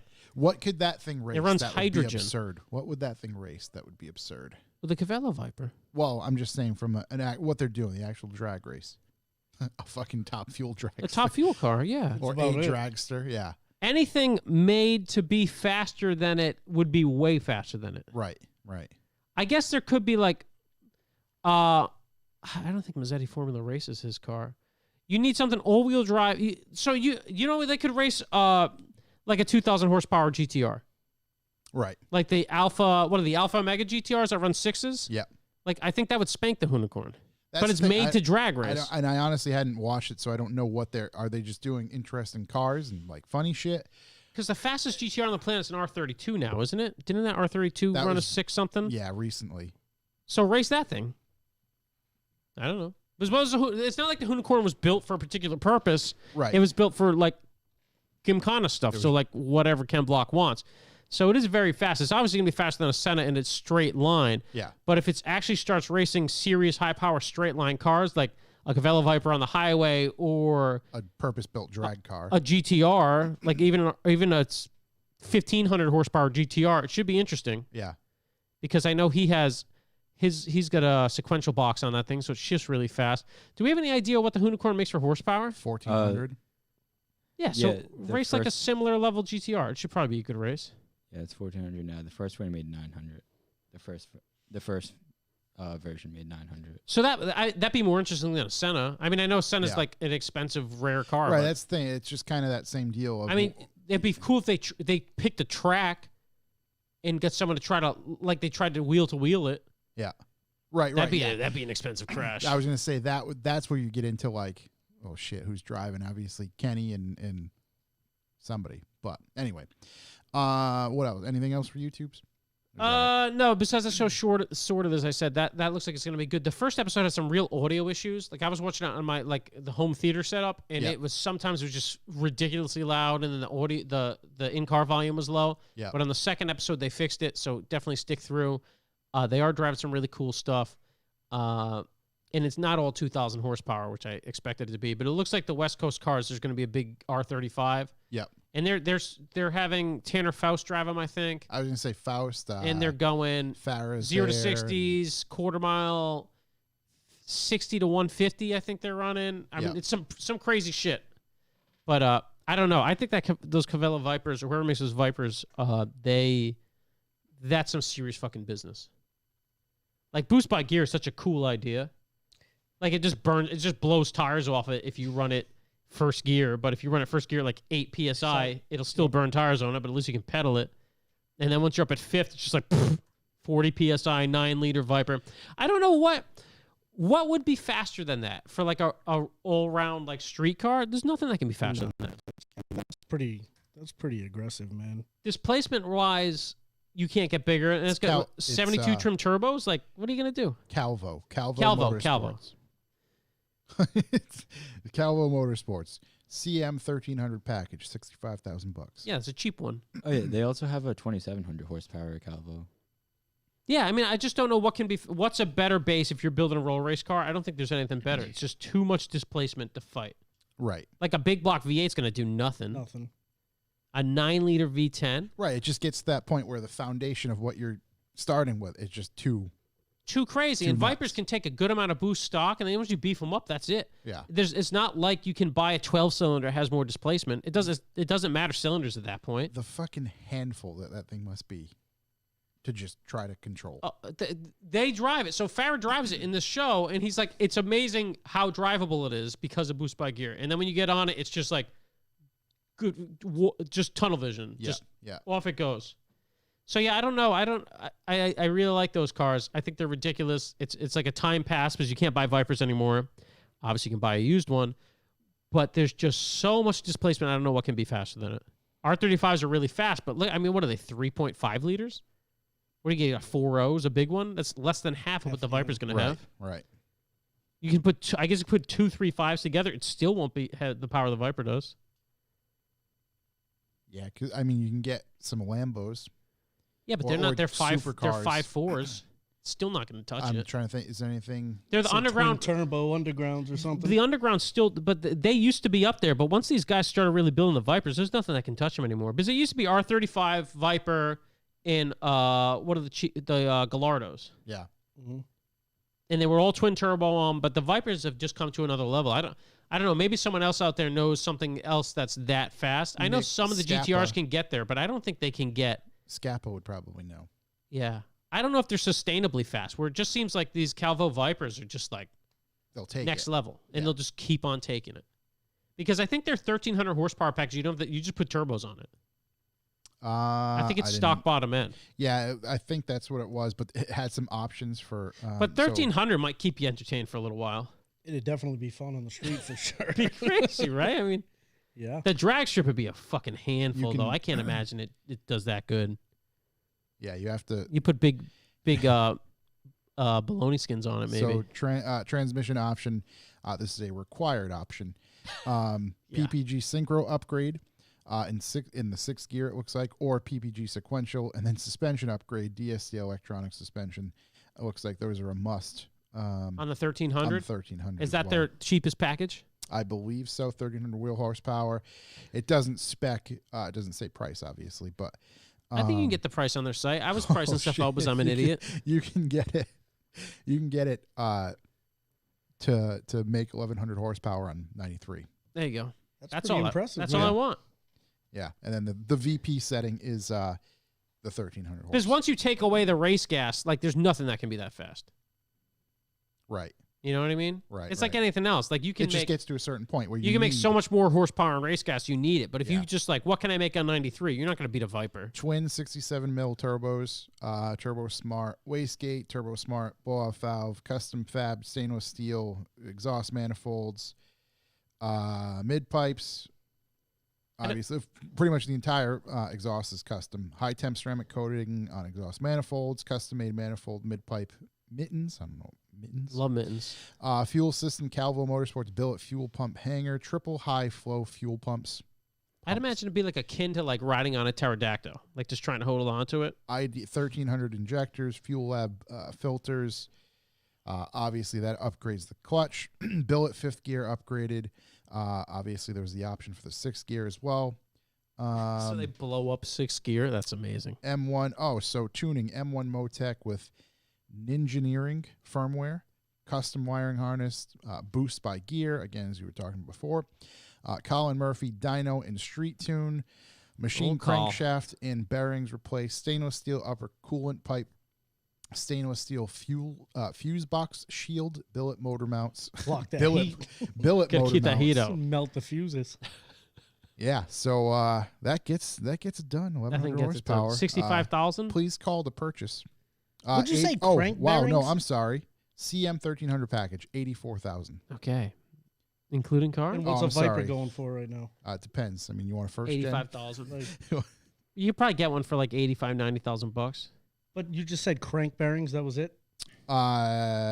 Chuck those in Like- myself. So basically, it's bolt on Yeah. 1,300 full bolt horsepower. on. It's Yeah, full bolt basically. on. I mean, so you're paying 160, 170 grand. You're not going to get anything that fast for that kind of money. So the CM You get something way more dependable. CM 1300 package is Calvo's entry-level twin-turbo system for Generation 5 Vipers. This kit was designed to make your Viper perform like a 1,300 wheel horsepower car, all while keeping stock drivability and reliability. Stock drivability. We offer Yeah, a that's fine. 2-year, 20,000-mile warranty with this package up to setting That's impressive. up to 1,250 horsepower. So I guess once you go past that, So that extra 50 They don't really sets guarantee- everything That up. 50 is the end of it. yeah, That's they it. don't They really go sixth. guarantee Yeah. much after that.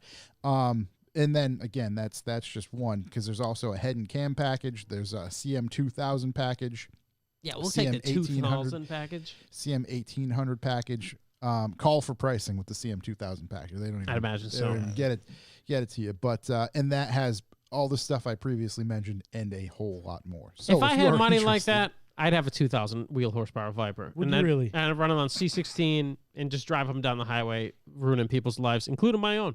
I don't know. I'd like to be able to just pull up to Gilmore's down the street, get the 93, and be able to run it any day of the week. that's you know? that's what I'm saying. Yeah, you could probably pull up to Gilmore's, run 1,500 horse, you know? Yeah. No, you could pull up a Village Gas, Chuck. Yeah, but imagine like you pull up some guy with some whatever car you want, name a $250,000 car and just Insert murder it. I get that, but I would like to have that power in something else that doesn't look like a Viper. That would just put it in the van, dude. Put it in the Dodge van. No, It's no, true. I'm telling you, I'm all about 160 horsepower and a Honda Fit. That's it. Sign me up. How about 1,900 in a Dodge van? Yeah.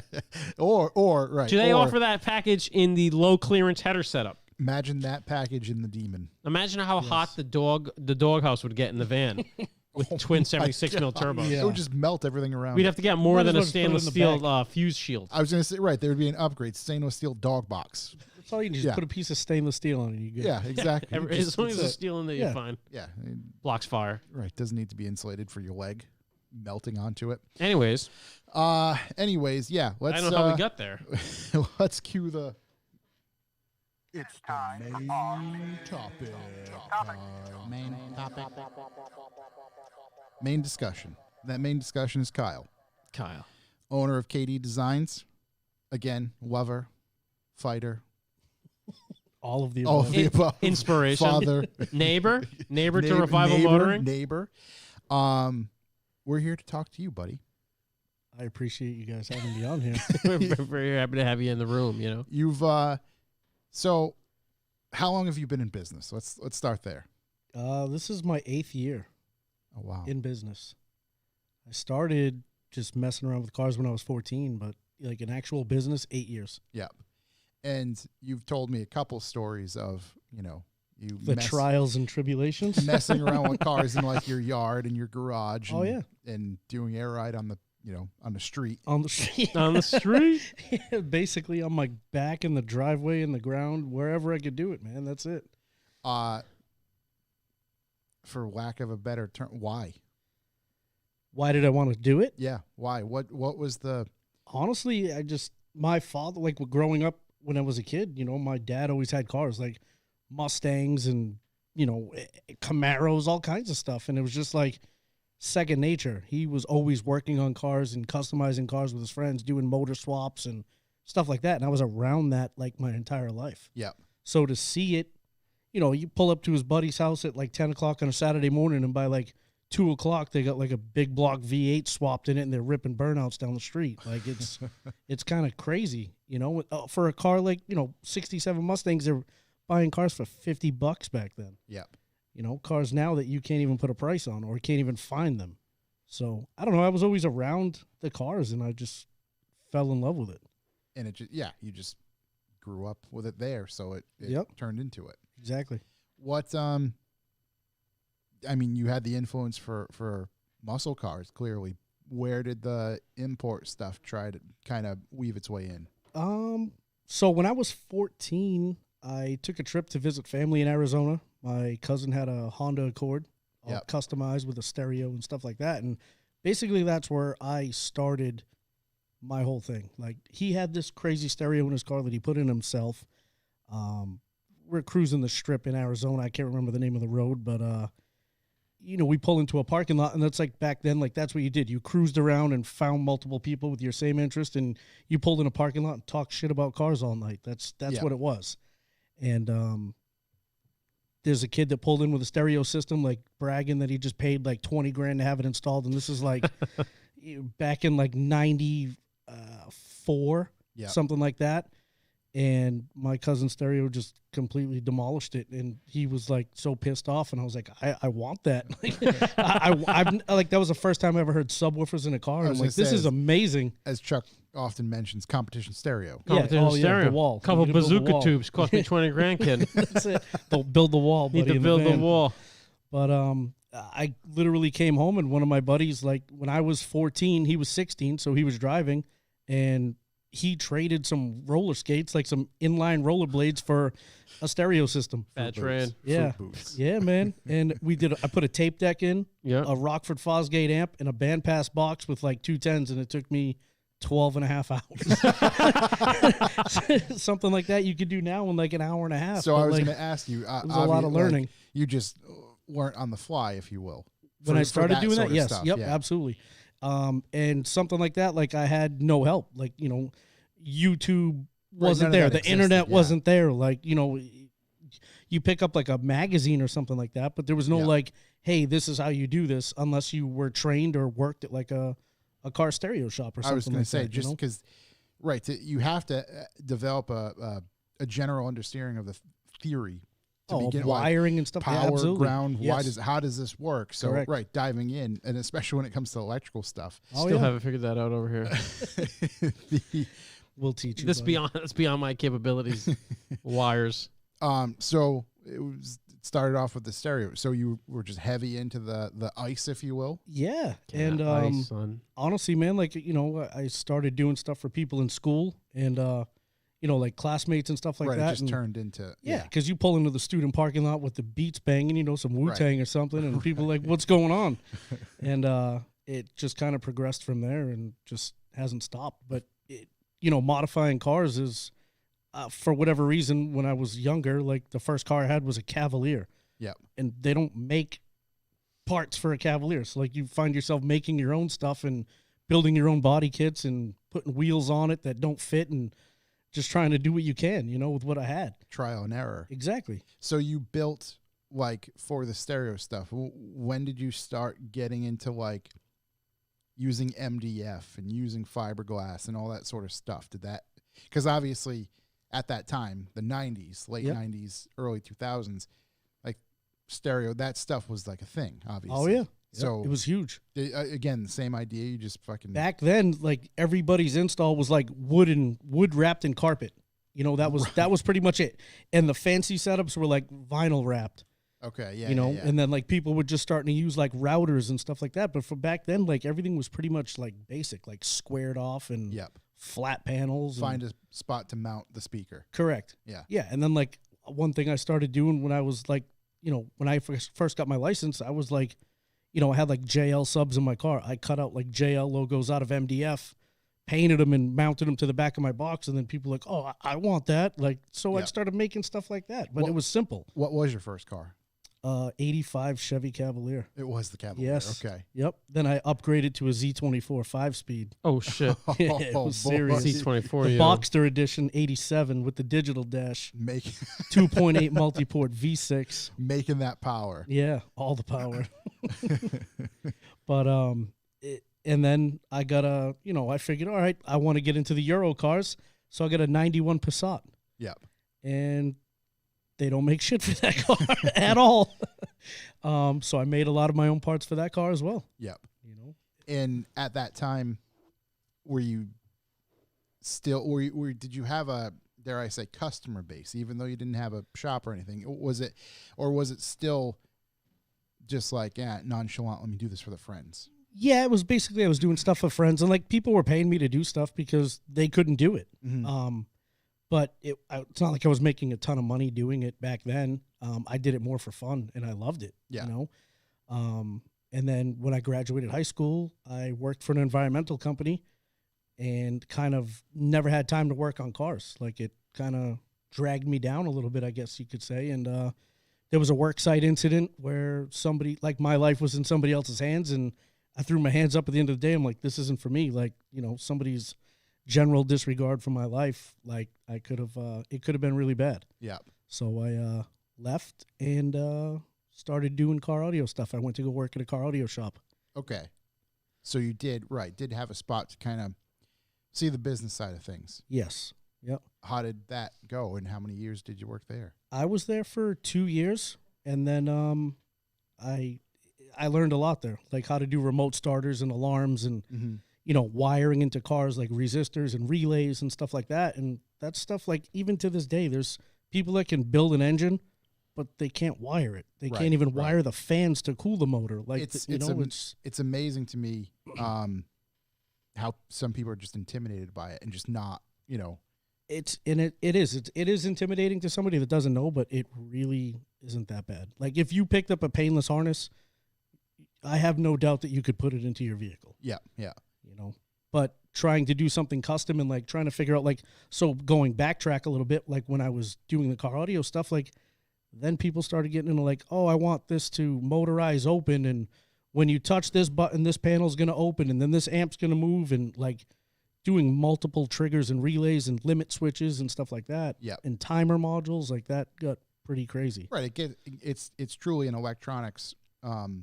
The components are just it's electronics based essentially, and you have to understand again the theory behind it and why relays work this way. Correct. Why this needs this much resistance on this circuit versus the rest of it. You know. And right. It's a whole path you can go down. Yeah, absolutely.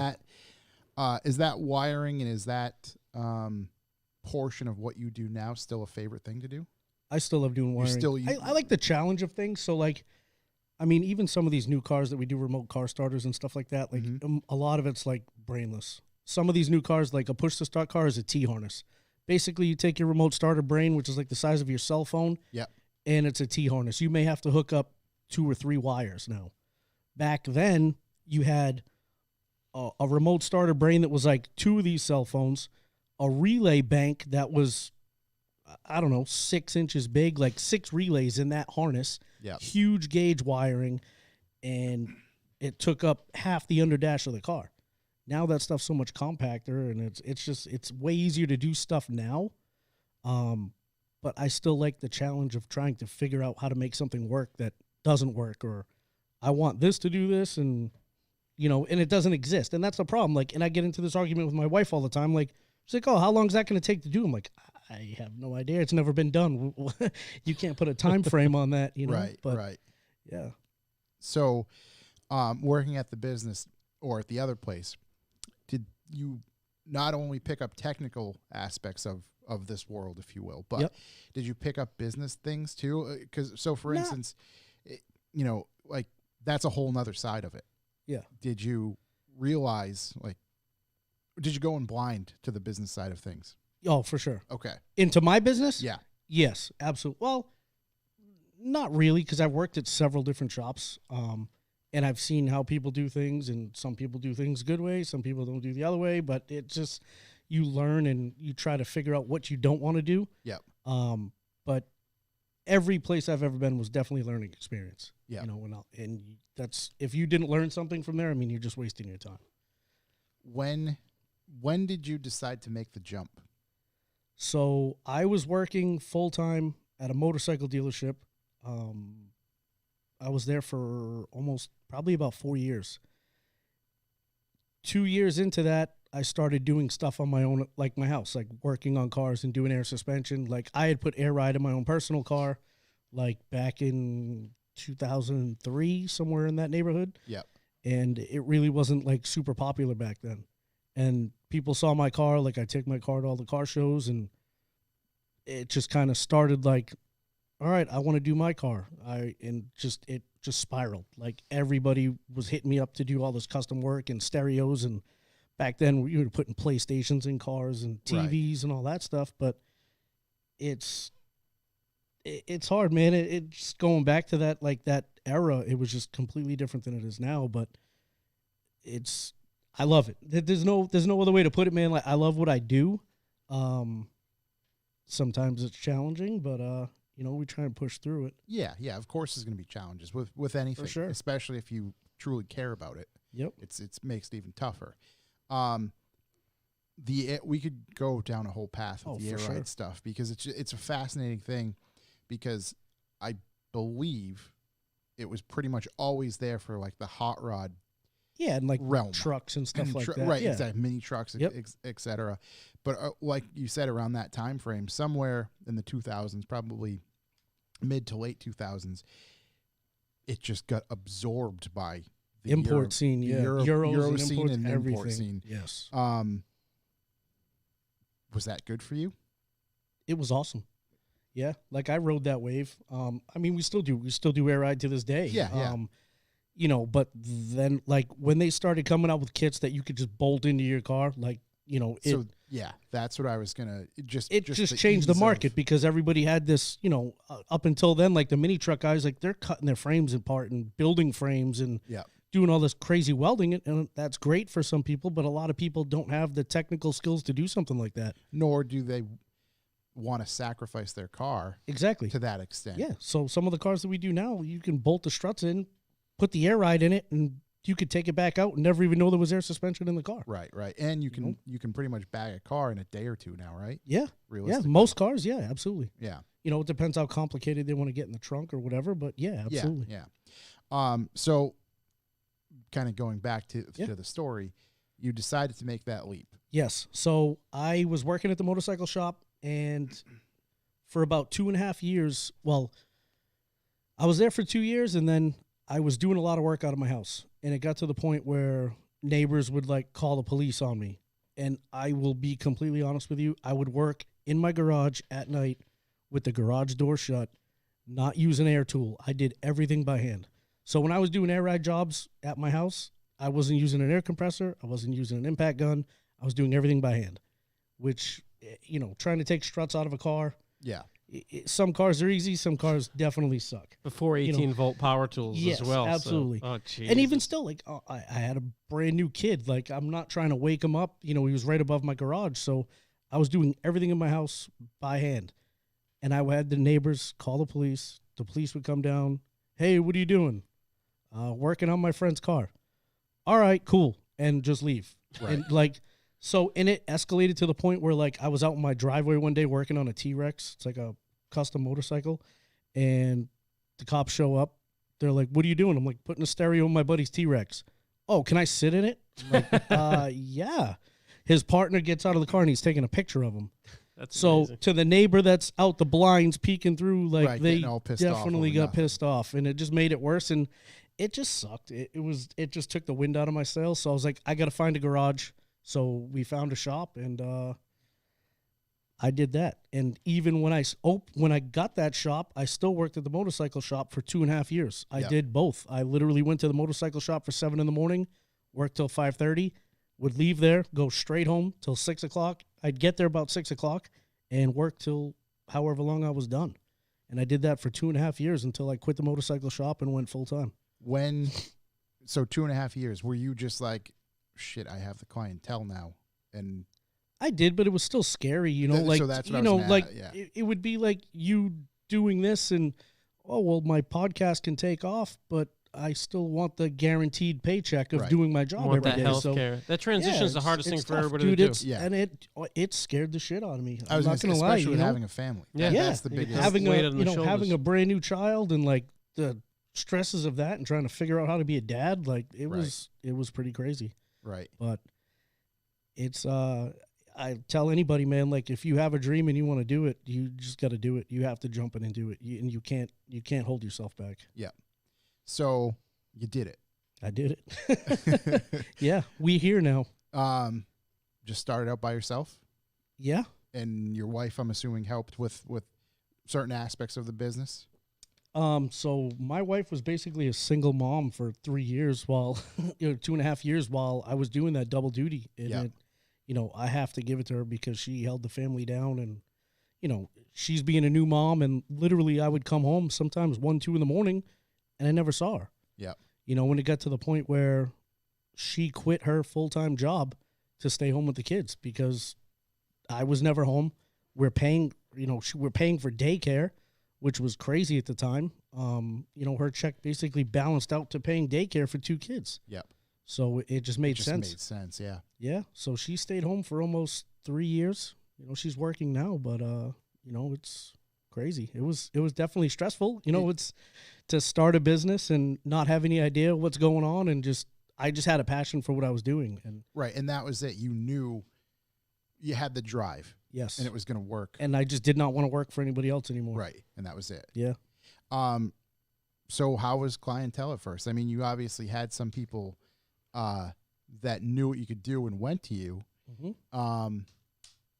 Did you early on find like, oh crap, there's more people coming through that you didn't know and that sort of stuff? Like, how did you work through that? Yeah, I mean, a lot of people, like I said, even people that I was doing work for when I was 14, I still work on their cars. Yeah. Which to me is crazy. It's awesome. It's funny. I don't You know? know who this is. He's got a funny name, Rob Lowe. Yeah. He just wrote in the chat, one of KD's first customers right here. Yeah. He was actually here today. He stopped by the shop. Oh, He's a okay. good friend That's of mine, awesome. Rob. That's Yeah, awesome. absolutely, man. And we did a ton of work for him. And I worked for his cousin at a custom shop in Norwood. And when I left there, I went to Quincy, and he actually came with me, and he worked with me in Quincy for a while. Oh, that's awesome. Yeah. So you're 8 years in now. Yes. Do you have a favorite aspect of the business? Working on cars when I don't have to answer my phone, cell phone, text message, Instagram, Facebook. And that's the thing. Like, I do all of that stuff. Right. I wear every hat there is to wear. Yeah. But I just want to be able to work. That's it. I just want to put my head down and dive into a car and just get it in, get it out. Is there a favorite part you like to work on? I know we touched upon the wiring and stuff. Yep. But is there a favorite thing specific that you just love to, like, if you could shut the shop doors for a day and dedicate the whole day to working on whatever, what would it be? Honestly, man, I still like doing a lot of fiberglass stuff, Okay. because you're basically creating something that's not there. Yeah. You're building something that doesn't exist, and it will probably never be done the same way that you're going to do it, which Yeah. is, to me, that's awesome. And that was one of the biggest things. Like, I jumped ship from a shop because I would do all the wiring. So we would build like show cars for like car audio, like high-end car audio competition. Yep. Like sound quality cars and stuff like that. And I was doing all the wiring. Like, they had a guy that would do the fiberglass, and I just wasn't allowed to be able to do that type of stuff. So, but I watched him, And literally, like, you know, one night I remember, like, everybody went home and I stayed late at the shop that night. And this is when I bought my gray Jetta back in the day. I built, like, the whole back seat. Like, I made fiberglass speaker box, fiberglass amp racks, and I made it all myself. It's the first time I've ever done something like that. And, you know, I remember the installer that was doing all the fiberglass coming the next day, and he's like, "You look tired." I'm like, "Yeah, I didn't go home." He's like, "What the hell were you doing?" And I opened my door, and he's like, "Holy shit." Like, that's pretty damn good. And that was, to me, that was awesome, man, because that was the first time I really did anything like that. Yep. You know, and I took that car all around and took it to car shows. I was going to say, tell us crazy a little bit it. about that car in particular. So my Passat I had, I ended up I customized that thing and crashed it, and somebody pulled out, blew a stop sign, and I hit him dead on. I ended up fixing the car, and I just kind of like lost interest in it. Like, I repainted it, like it looked awesome, but you know, I wanted something different. So I had it parked in front of the car audio shop that I worked at in Quincy, and somebody approached me to buy it, and I was like, "Sweet, see you later." So sold that, and I literally went to Volkswagen and bought a 2003 Volkswagen Jetta 1.8 turbo. It was platinum gray. Never lose. Never lose. Can't lose with the 118. 118 never lose, bro. Especially on the Ave. Shitty thing is, they came out with the GLI like 6 months later with the Recaros and all that Happened stuff, to and I didn't everybody have with that. none of that. But yeah, and that car, like basically built my business. There's still people to this day that remember that car, whether you liked it or not. Yep. You know, it wasn't your style or whatever, but I put a ton of work into that car. I was just going to say, it was basically a mobile business card. Yeah, pretty much. Yep. It was a place to showcase your work. Local legend. And the thing that always sucked with that is, like, all of the work that I did on that car was done after hours because I always had to work. It's not like I got paid to work on my own car, so I would work for a car audio shop or whatever shop I was at during the day and then work on my car at night. As far as the customer base, while you were kind of rolling and, you know, like you said, work on your personal project and, Yep. and kind of business card at night, those clients that were first coming in, was it the audio stuff? Was it the custom stuff, or was it like maintenance stuff? The day I opened my shop, I had 3 cars. One was a turbo install, KO4 and a Mark V, and 2 air ride jobs. Okay. Like right off the bat. I Yep. didn't even have the lifts in, nothing. So the first couple jobs I did on the ground in the shop, no air tools, nothing was set up. I had this big empty shop with nothing set up, and I had to get the cars done.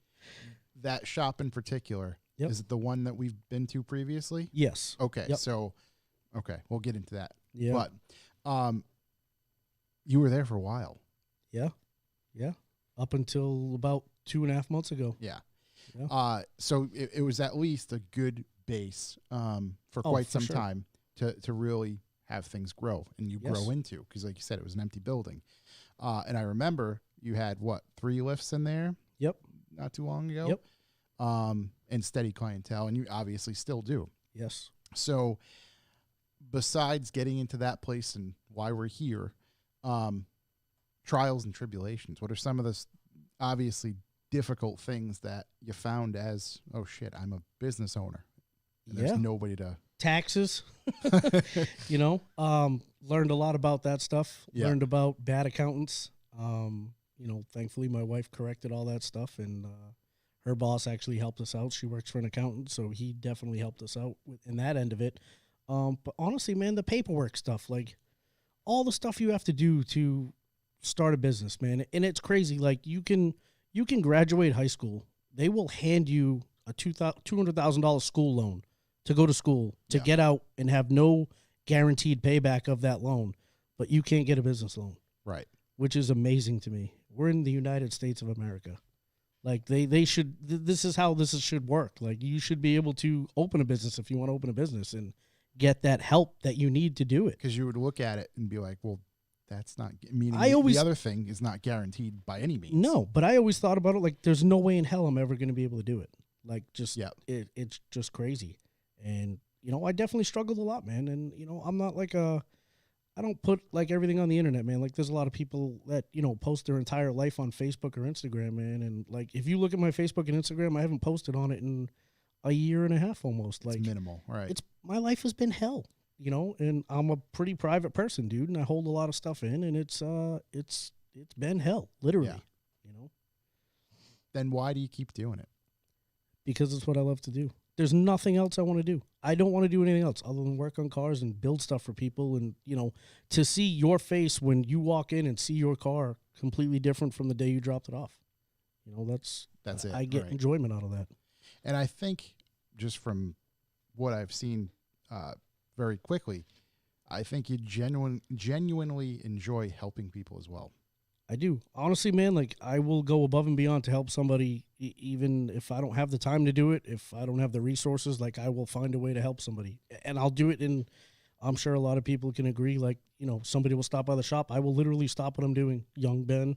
Ben's a perfect example. Don't forget about the carburetor But incident. No, yeah, but like, and to me, like, you know, yeah, that's gonna set me back on a job that I'm working on, and but you know what? At the end of the day, man, I believe what you do something good, it'll come back to you. And right, you have to assume in most cases, not all, but most, something like that will win you over to that person and gain you a customer, essentially, or at least retain a customer for a long period of time. Because that's another thing I'm seeing very quickly as well, is just you have a lot of long-time customers. Yes. Multiple cars, multiple projects, multiple whatever.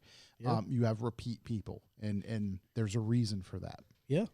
And again, every project's different. Some things are easy. Some things take time. Some things you get stuck on. Like, you know, there's a ton of stuff we're waiting on parts. Like, especially right now with everything going on, like, custom parts are very hard to get.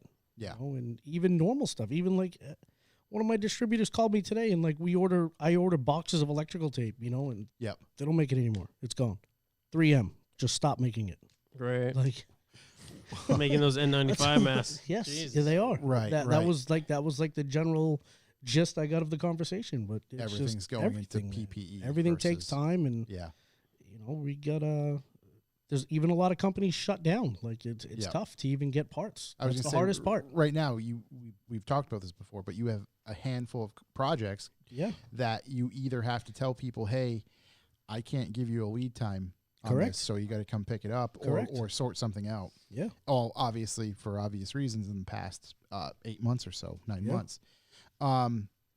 So Yeah, I mean, with all that stuff going on too, I mean, that definitely did not help anything, I was going to say, so 2020 has been quite a year for you. to say the least. Because not only is it everything COVID related, but after a long, probably strenuous few years, or last few strenuous years at the old shop or your original shop, you had to make a decision and figure things out because you just couldn't be at that place anymore. So if you can, why? What happened? Honestly, man, like, I should have looked at the signs from the beginning, but literally the first 3 months I was there, the shop flooded. It was Memorial Day. It downpoured, and we had about 6 inches of water come through the entire shop. Yep. Walked in the next day after the rainstorm, and I was like, what the hell? I thought a pipe burst. Like, I never would have thought that much rain would have come in through, you know, the floor, or the garage doors, or the roof, or whatever. So to walk into a brand new shop, like, have stuff in there, like, you know, you have stuff sitting on the ground or whatever, and to see all that stuff ruined, it's pretty disheartening. It's your space, so why would you think, you know, Yes. especially with water or whatnot? Yeah, I hate water. Yeah. I hate the beach. I don't even want to go to the ocean. I don't want to see it. I don't want to know what's I'm there. drinking it right now, which is really That's surprising. right. but, That's the only thing. Yeah. yeah. It keeps you going. Not to interrupt the conversation real quick, but do you want shawarma? I'm good. Thank Okay. you. Okay. So, okay, the signs were there. You had a water incident pretty early. That was the on. first 3 months I was there. Okay. And then, I don't know, man. Like, I'd never been in that situation before. I've never been, like, renting a building. So I didn't know what's right, what's wrong, like, what's supposed to get fixed, like, who's going to do what. Who's like, responsible? Yeah. Exactly. And, you know, literally, we had a bathroom in the back of the shop, 2 bathrooms. They never worked from day one. They never got fixed. I complained all the time. They just never fixed it. Upon multiple floods, literally, like, if it wasn't coming from the roof, it was coming through the garage doors from the ground in the parking lot. It Right, was, due to you know, rain and correct, like rainstorms and stuff like that. But like this past year, man, has been just absolute hell with water. You know, my neighbor was flooding me repetitively. Like I would just walk into the shop and there's, I don't know, 40 gallons of water in the garage, like coming through the wall underneath my toolbox, and to the point where you can't function as a business. no, like you that. walk into your shop, man, and like you're like, I'll plan my day, and it's like, all right, I'm going to do this, this, and this, and then I walk in and I got to clean water for 2 hours in the morning, and then it's just like, fuck. Right. On top of potentially losing time and just the money, and I was never reimbursed for any of that stuff. right like anything left on the floor, electronics or anything. Exactly, and that's the thing. Like you can't plan it. It's not like I knew when it was going to happen. Right. It was unpredictable. So finally, you had enough. Yeah, man.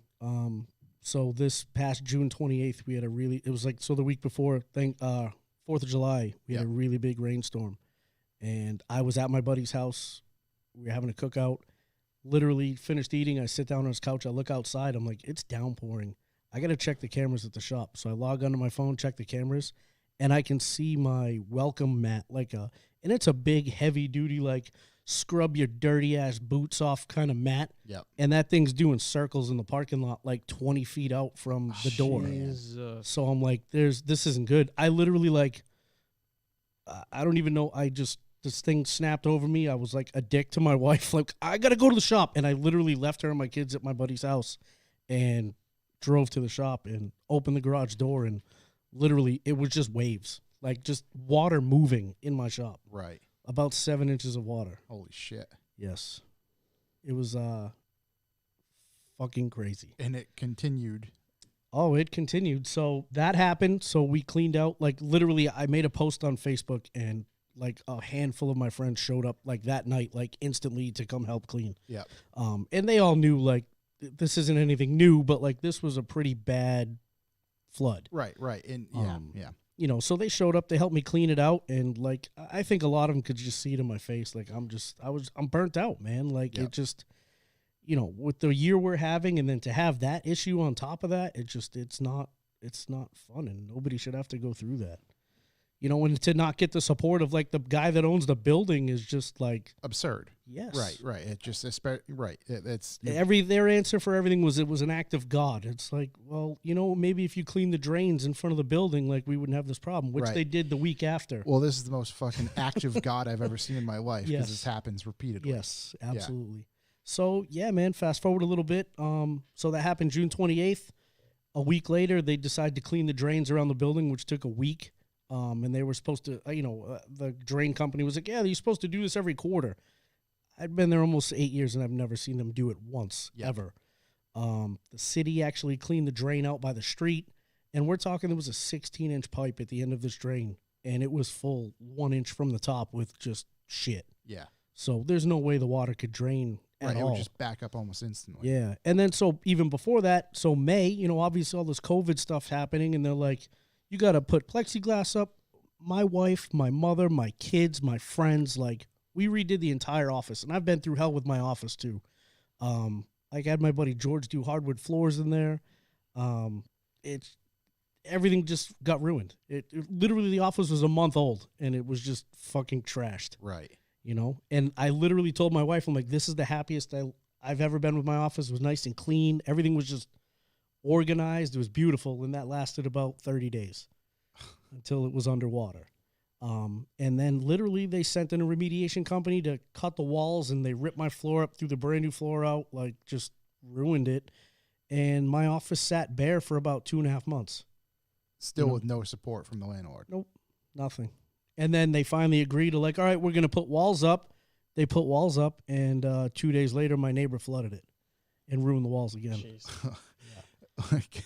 Dude, I had a mental break. I literally, like, I snapped. I went outside. I walked. So I get a text message. I was leaving for North Carolina to visit my wife's family on a Saturday. Thursday night, I get a text message from my neighbor like, hey, you know, we fixed the water problem finally. You know, I had to use a wet saw, so there'll be some residual water in your shop. I'll clean it up. Don't call the property manager, blah, blah, blah. Like, I'll take care of it. I walk into my office at 6:30 in the morning, and it's underwater. Brand new walls. Like, that's as far as they got. They put drywall up, mudded it, didn't even get a chance to sand it. Yeah. So the guys were actually coming to sand the walls that day. And it was, right, it's just fucking water. The walls were already swelled out and everything. So I went outside. I texted my neighbor. I'm like, look, man, like, it's full of water. Like, you got to get down here. He was there in about 10 minutes. Yeah. And I didn't call the property manager because I guess they had threatened to revoke his lease because, you know, he kept having water problems with other people in the building besides me. Yeah. And the guys come to sand the walls. He's in there cleaning the water out, and he's like, what happened? I'm like, I just literally pointed to the office. The guy walks in. He comes out. He's like, I'm so sorry. And, this, you know, I was going back and forth with these guys. You know, we were dealing with mold problems, and they never fixed it, man. So when they cut those first walls down, there was so much black mold in my office that it made me sick. I was losing my hair from it. Yeah, which is crazy. You know, it affected my health, man, and like that's not right. That's not normal. No, that not at all. shouldn't be. You know, and then the kicker on top of that is, you know, when they put the new walls up 2.5 months later, they covered up mold on the other walls and just left it, and they think that's okay. Because I mean, you're kind of like, you're stuck. You're trying to, like... Yes, I felt trapped. Honestly, like, I wanted to give up. Everything was telling me to just, like, give up and, like, just finish people's cars and just shut it down and just, like... Right. I was burnt out, man. I literally sat on the ground up against my dumpster and cried for 2 hours, like, head in hands, like, I don't know what to do anymore. Yeah. So it was a bad day, for sure. Jesus. But it got better. It did. Because we're still here. Still here, yeah.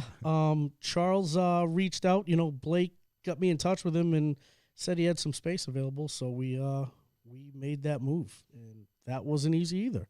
You know, on top of that's a whole coronavirus. It's still scary, man. Like all the stuff going on, it's just nothing's promised anymore. You know, nothing's guaranteed. Like it never has been, but this just makes it that much more worse. Even less so. You know, at the drop of a hat, they can be like, "Yeah, you're not going to go to work tomorrow. You're just going to stay home." And it's like, how can you can't plan for that? Right, like, and that's the whole thing we can get into, which, and we won't. But it's just right. Being a small business owner and not having a guaranteed paycheck every week, dude, it's the biggest stress. And my biggest fear is letting my family down. Like that's it. Well, I mean, you count on it. Yes. It's interesting because I was talking to Blake on the phone. We were bullshitting with him, and he's like, hey, man, you get that building, you got any space? Like, yeah, man, I got space, but it's a bitch to rent stuff to people. He's like, yeah, I think Kyle's had it with his space. And I told him to reach out, and just call him. And I was like, wait, Kyle needs a space? Yeah, man, it's the perfect spot. It is. And it just like kind of, I don't know, for what we do in this building, it's just, and plus our building's about 6 inches above grade. Thankfully, it's downpoured, and we have not had one drop of water come through here. Yeah, so but it's awesome. It's just perfect, made man. perfect sense. Oh my God! For us at Revival, I mean, to be able to walk next door and be on a podcast with you guys, I mean, what's better than that? Awesome, so, man. and that's kind of why I don't think we ever really got into it on the show of like, you know, well, we didn't really show too much, but we were kind of showing like, oh, we're gonna have a new office space, we're gonna have a new studio space, all that sort of stuff, and we have, dare I say, construction. It was more deconstruction and kind of setting things up. But to everybody, that's why we essentially had our older space, which was on the side of where we are currently now, and it was in truth just underutilized from us. It's not like we're a shop. It's just it's about triple the amount of space we needed. Exactly. It just, we had a large space, which was cool to host like a party and stuff, but all of a sudden, we couldn't do that anymore. Well, basically, when we bought the building, I was five just people max. When I bought the building, we were doing a podcast out of a closet in the hood. Yes. Literally, which is just, I mean, a shit building where we didn't have issue. We didn't have a business, but we had some landlord issues as well. Yeah. And the second I signed on this place, it was like, it was that day. Hey, Josh, I'm going to put a hole in the wall so we can drive cars in. Let's move the whole thing here. Yeah. It's way too much space, but it's the most open that we can use. And then when we find somebody that can actually use it, we'll build out a smaller space. We have options, right? And that's exactly kind of how it played out, thankfully, because then have Kyle move in, and it was like a month of us like, okay, we're gonna get our shit out of here, but the construction's all over the timetable's everything. Fucked. But it worked out amazingly. It worked out better than I could have imagined, because you in a very quick time, obviously we've known each other just from being around, but in a very quick time, I consider you a friend, and it's just, I appreciate it's just that. like, Likewise. to see what you do over there and to see what you've built. Obviously, you have our support fully, and we want to see you succeed. And I know you feel the same way about us. And it just makes so much sense for that shop to be there. And our friend Noah, fingers crossed, and knock on fake wood. Yeah, when here. this is all over and the construction's done, we'll do like a nice cribs, Yeah, do the crib style walkthrough. Check it all out. Because it's a video. It's truly, we're all individual based, but it's truly an automotive compound. Yes. And it just, again, makes perfect sense to where it is and how each of us have our own thing going on. But at the same time, just like we like to do, can do a lot of cool shit involving the community. Absolutely. Especially when things get back to normal. And certainly even now still, this Sunday, you're going to have a toy drive, which is generally one of the bigger, cooler events of the year, especially when it usually is, being in the winter. It allows everybody to get out. But unfortunately, due to everything that's going on, it's not going to be the same. But you're still going to do it. We have to, man, because still there's people rock. that depend on us, if it's not for us, they're not going to have a Christmas. So we have to do it. We have to show up for these kids that need Christmas, man. Like, can you imagine being a kid and not having Christmas? Yeah. It's funny. I remember as a little kid. You might not get everything you want, but like you got something. And Hell yeah. So there's going to be kids that don't get anything, especially this year. It plays a huge role in some kids' lives. Just For sure. One toy doesn't matter. Absolutely. It does help. So it is still going to happen. That's going to be this Sunday, November 22nd. What's the plan for that? So everybody kind of knows. So in the past, it's been an awesome day, man. Like we've had food trucks and cars show up, and like it's a hangout for the entire day. And we've had good weather, we've had freezing cold weather, and it does not matter. People show up, carloads of toys, like ready to help somebody have Christmas, and we just usually have a good day, man. And now with all the stuff going on, it's basically going to be a drive-through event, man. Like it's sad, but you're going to have to drive into the parking lot. We're going to unload the toys for you. And wave, take a picture, and drive away, which is tough. But and I'm hoping that really doesn't affect the what we get out of it for the children, because in the past few years, when it first started, like when Tom and Blake started this stuff, back at Benchworks, I mean, they filled like a Passat wagon. Yeah. I think they filled Tom's car, and then it went to like his wagon and a Jeep Cherokee and like. A Touareg, and then, dude, we're at 18-foot box trucks. I was just going to say, now you have the help of... let that sink in. Like, you go Christmas shopping for your kids, and you find out how much stuff you can fit in your car, and we're filling an 18-foot box truck, top to back, front to bottom. Like, you can't fit another toy in there. Like, it's pretty crazy. One of the best things is just, I think it was last year or the year before, I got to your shop, and, finally make our way inside to drop toys off, and I'm like... holy shit, there's fucking bicycles in here. Yes. Like, so, that was just such a cool... I remember that day. So there's a local kid, Tommy, that bought a bicycle. He brought it down like in his modified mini truck. And the Creeps Car Club guys, those guys showed up with bicycles. To me, that was amazing. Because, like it's a toy drive. Not everybody's going to go spend a ton of money, but... for a kid to be able to get a bicycle, I remember when I got my first bike, man, that was freedom when you're a kid. Yeah. Now, maybe not so much because, like, your parents are all over you. It's a and little bit different, right? It's completely different, man. Like, I was on my bicycle 5 towns over, like, at midnight. And no, it's crazy. I think about, I honestly... fireworks. I'm in the woods, man, like, building jumps that are going to break my neck. But it's weird, and maybe I'm part of the problem, but, like, my sons, they're old enough to ride their bikes. And I'll stay see in the driveway, and I'll see, and I'm like, well, are they being washed? Are they good? Or like, what's going on and here? It's tough. Whereas again, with me, I literally would be in other counties on my bicycle. You didn't have a phone to call home, man. Right, like if you got hurt or hit by a car, like you better hope you got some identification on you. I broke my thumb and had to, walk my bike back home. You could ride to Warren, take the bus into Providence, Yeah, Yes. seriously. Yes. I remember that. I mean, shit. this building. I was here with a bunch of friends at this building riding Impact Skate Park when, I was young, without any supervision, if you will. That's our next thing. We're reopening Impact Skate Park. Oh boy, oh man. Insurance said no. Shouts to K-Rob. People need to do something. Yeah. So it's at least still going to happen. Yes, we're going to make it happen. We have no choice. We should, and let's not hamstring it. Let's try to make this one bigger than last year. I would love to, man, and we try to. And the thing is, like, it's all word of mouth. You know, it's not like we have any major people advertising for us or anything like that. So it's just a bunch of good people that come together for the greater good for children that don't have anything. It's pretty simple. Yes, it it's is. It pretty really simple is. concept. You know, where can people, because we're going to have a handful of people who are being introduced to you now and really maybe even first hearing about this now. Yep. People who are out of state, maybe even out of the country, where can they go to help out as well? we can do PayPal. You can PayPal me directly. So the day before, the only thing I ask is try and get it to me by Saturday. Yep. Because I make a huge trip. We go to the store, me, my wife, the kids, and I let the kids pick out toys. Because I feel like that's the easiest thing to do. Right. Because, Yeah. you know, if you're a kid, you're going to grab the this. stuff that you want, you know. Right. But they do a pretty good job, and we get a good variety of toys and, Yep. you know, stuff like that. But you can do PayPal, which obviously it's a tax write-off, man. Like, if you're a business and you want to donate, it's a tax write-off for you. Yep. You know, but at the same time, you're helping somebody that doesn't have anything. Yeah.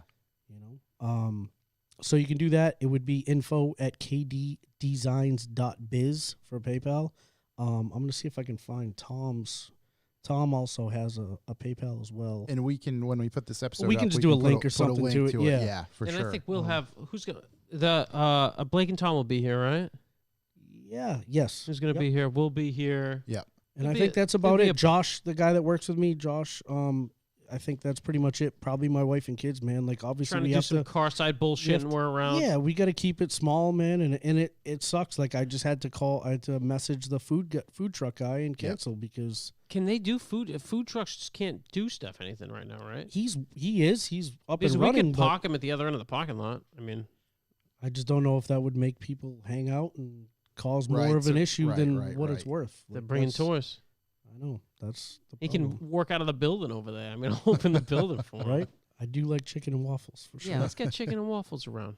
You know, It'd be a little drive-through type joint. We do have a lot of social distancing room in the parking lot. Yeah, Yes, there's plenty we of room do. for There's that. You can be plenty responsible. Yeah. There's a lot's fucking giant. And truly, I think we're going to have to utilize that because I have a feeling, you know, it will be drive-through, if you will, but there's going to Yes. be some backup, I'm sure. oh, so. for sure. Because I know several people that come with car fulls of toys, Yeah, and yeah. it takes So it'll time take- to unload. So if But- you come through, you know, just be understanding. It's going to be a little bit different. Yes, it's not might- like years past. Might be a bit of a queue, if you will, in a line up there. So it'll get done. Bring But- your dirt bikes. There's some nice trails. You can go right around. Yeah. And what I was going to say is we can only hope that next year just is Next year, we're going to knock this fucker out better of the than park. it's ever. Yeah. Right. It just like This year, we're going to knock this fucker out of the park. You're This doing it for the year, kids, yeah. man. We are, man, and that's the biggest thing here is like you got to give till it hurts. That's what Tom always says. Hashtag do it for the kids. You Yeah. know, like that's it.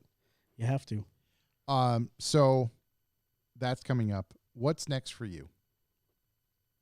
I just want this year to be over with. It's getting I close, kinda buddy. want It's getting things to- close. I know, and honestly, man, and the thing that sucks, dude, is like I'm so behind on stuff because of Supply everything chain that's shit. happened. That I mean, yeah, but just Moving. everything that's happened, like Yeah. being set back every single day, man. It's like I don't know, like there's no other way to describe it. Like just you go to work, like say you work at a computer desk all day, and you go to work every day, and your computer doesn't work. Yeah. Like You're just stuck. Right. Yeah, and you have to make up that work somehow. Yeah. Like, I mean, I'm burning both ends of the stick here, like trying to get stuff done, and it's just trying to play catch up, man, is hard, you know, especially with coronavirus going on and moving and flooding, and it was a huge setback, man. Like, I really thought like we're gonna be good like this upcoming year, and like 2020 went to shit. Oh no. Yeah, it this really this did. was You know, for a this lot was- of people. This literally in my mind, like, all right, 2020 this is the year for revival. Yes, We're building yeah, up to this. This is going to be the best year. We're So many cranking it. people had We're that. cranking yes, it in 2020. yes.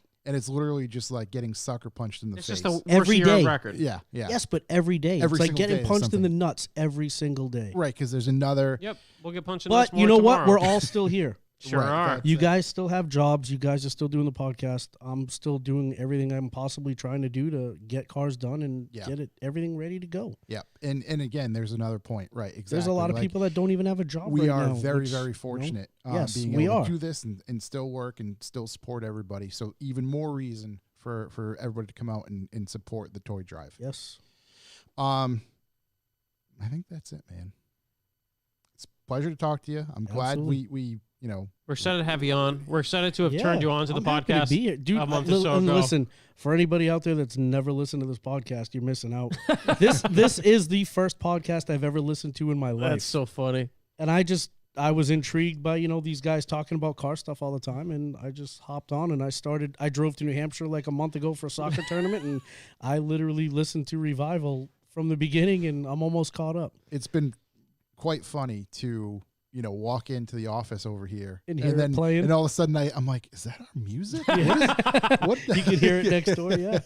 And then even kind of funny, like walking in through the door and just like, seeing you, and it's like I'm listening to myself in the background. Just it's odd, but it's cool. Yeah, but that's got to cool. be cool for you guys too, man. To like Oh, hear rocks. yourself on the radio, see yourself on YouTube. Oh, that's television, weird. Like, it's all still weird. We're just amped to have you as a neighbor. Yeah. I'm we're happy to have you pretty guys amped as up. neighbors. I know you didn't answer your true answer for your favorite thing to work on, which is Chevy G20 vans. But you can't throw us Well, under we the haven't bus. worked on it yet, so I can't haven't tell you touched that. it yet. That's it. You were telling us about a nice 9-inch radio. That Oh would yeah, work yeah. really We're gonna well drop for a that Sony thing. in that bad boy. Generally, just for people that might not know the shop, you work on pretty much anything, right? Yeah, so we do car audio stuff, remote starters, which is huge right now, especially because we live in New England. So if you need a remote starter, let me know.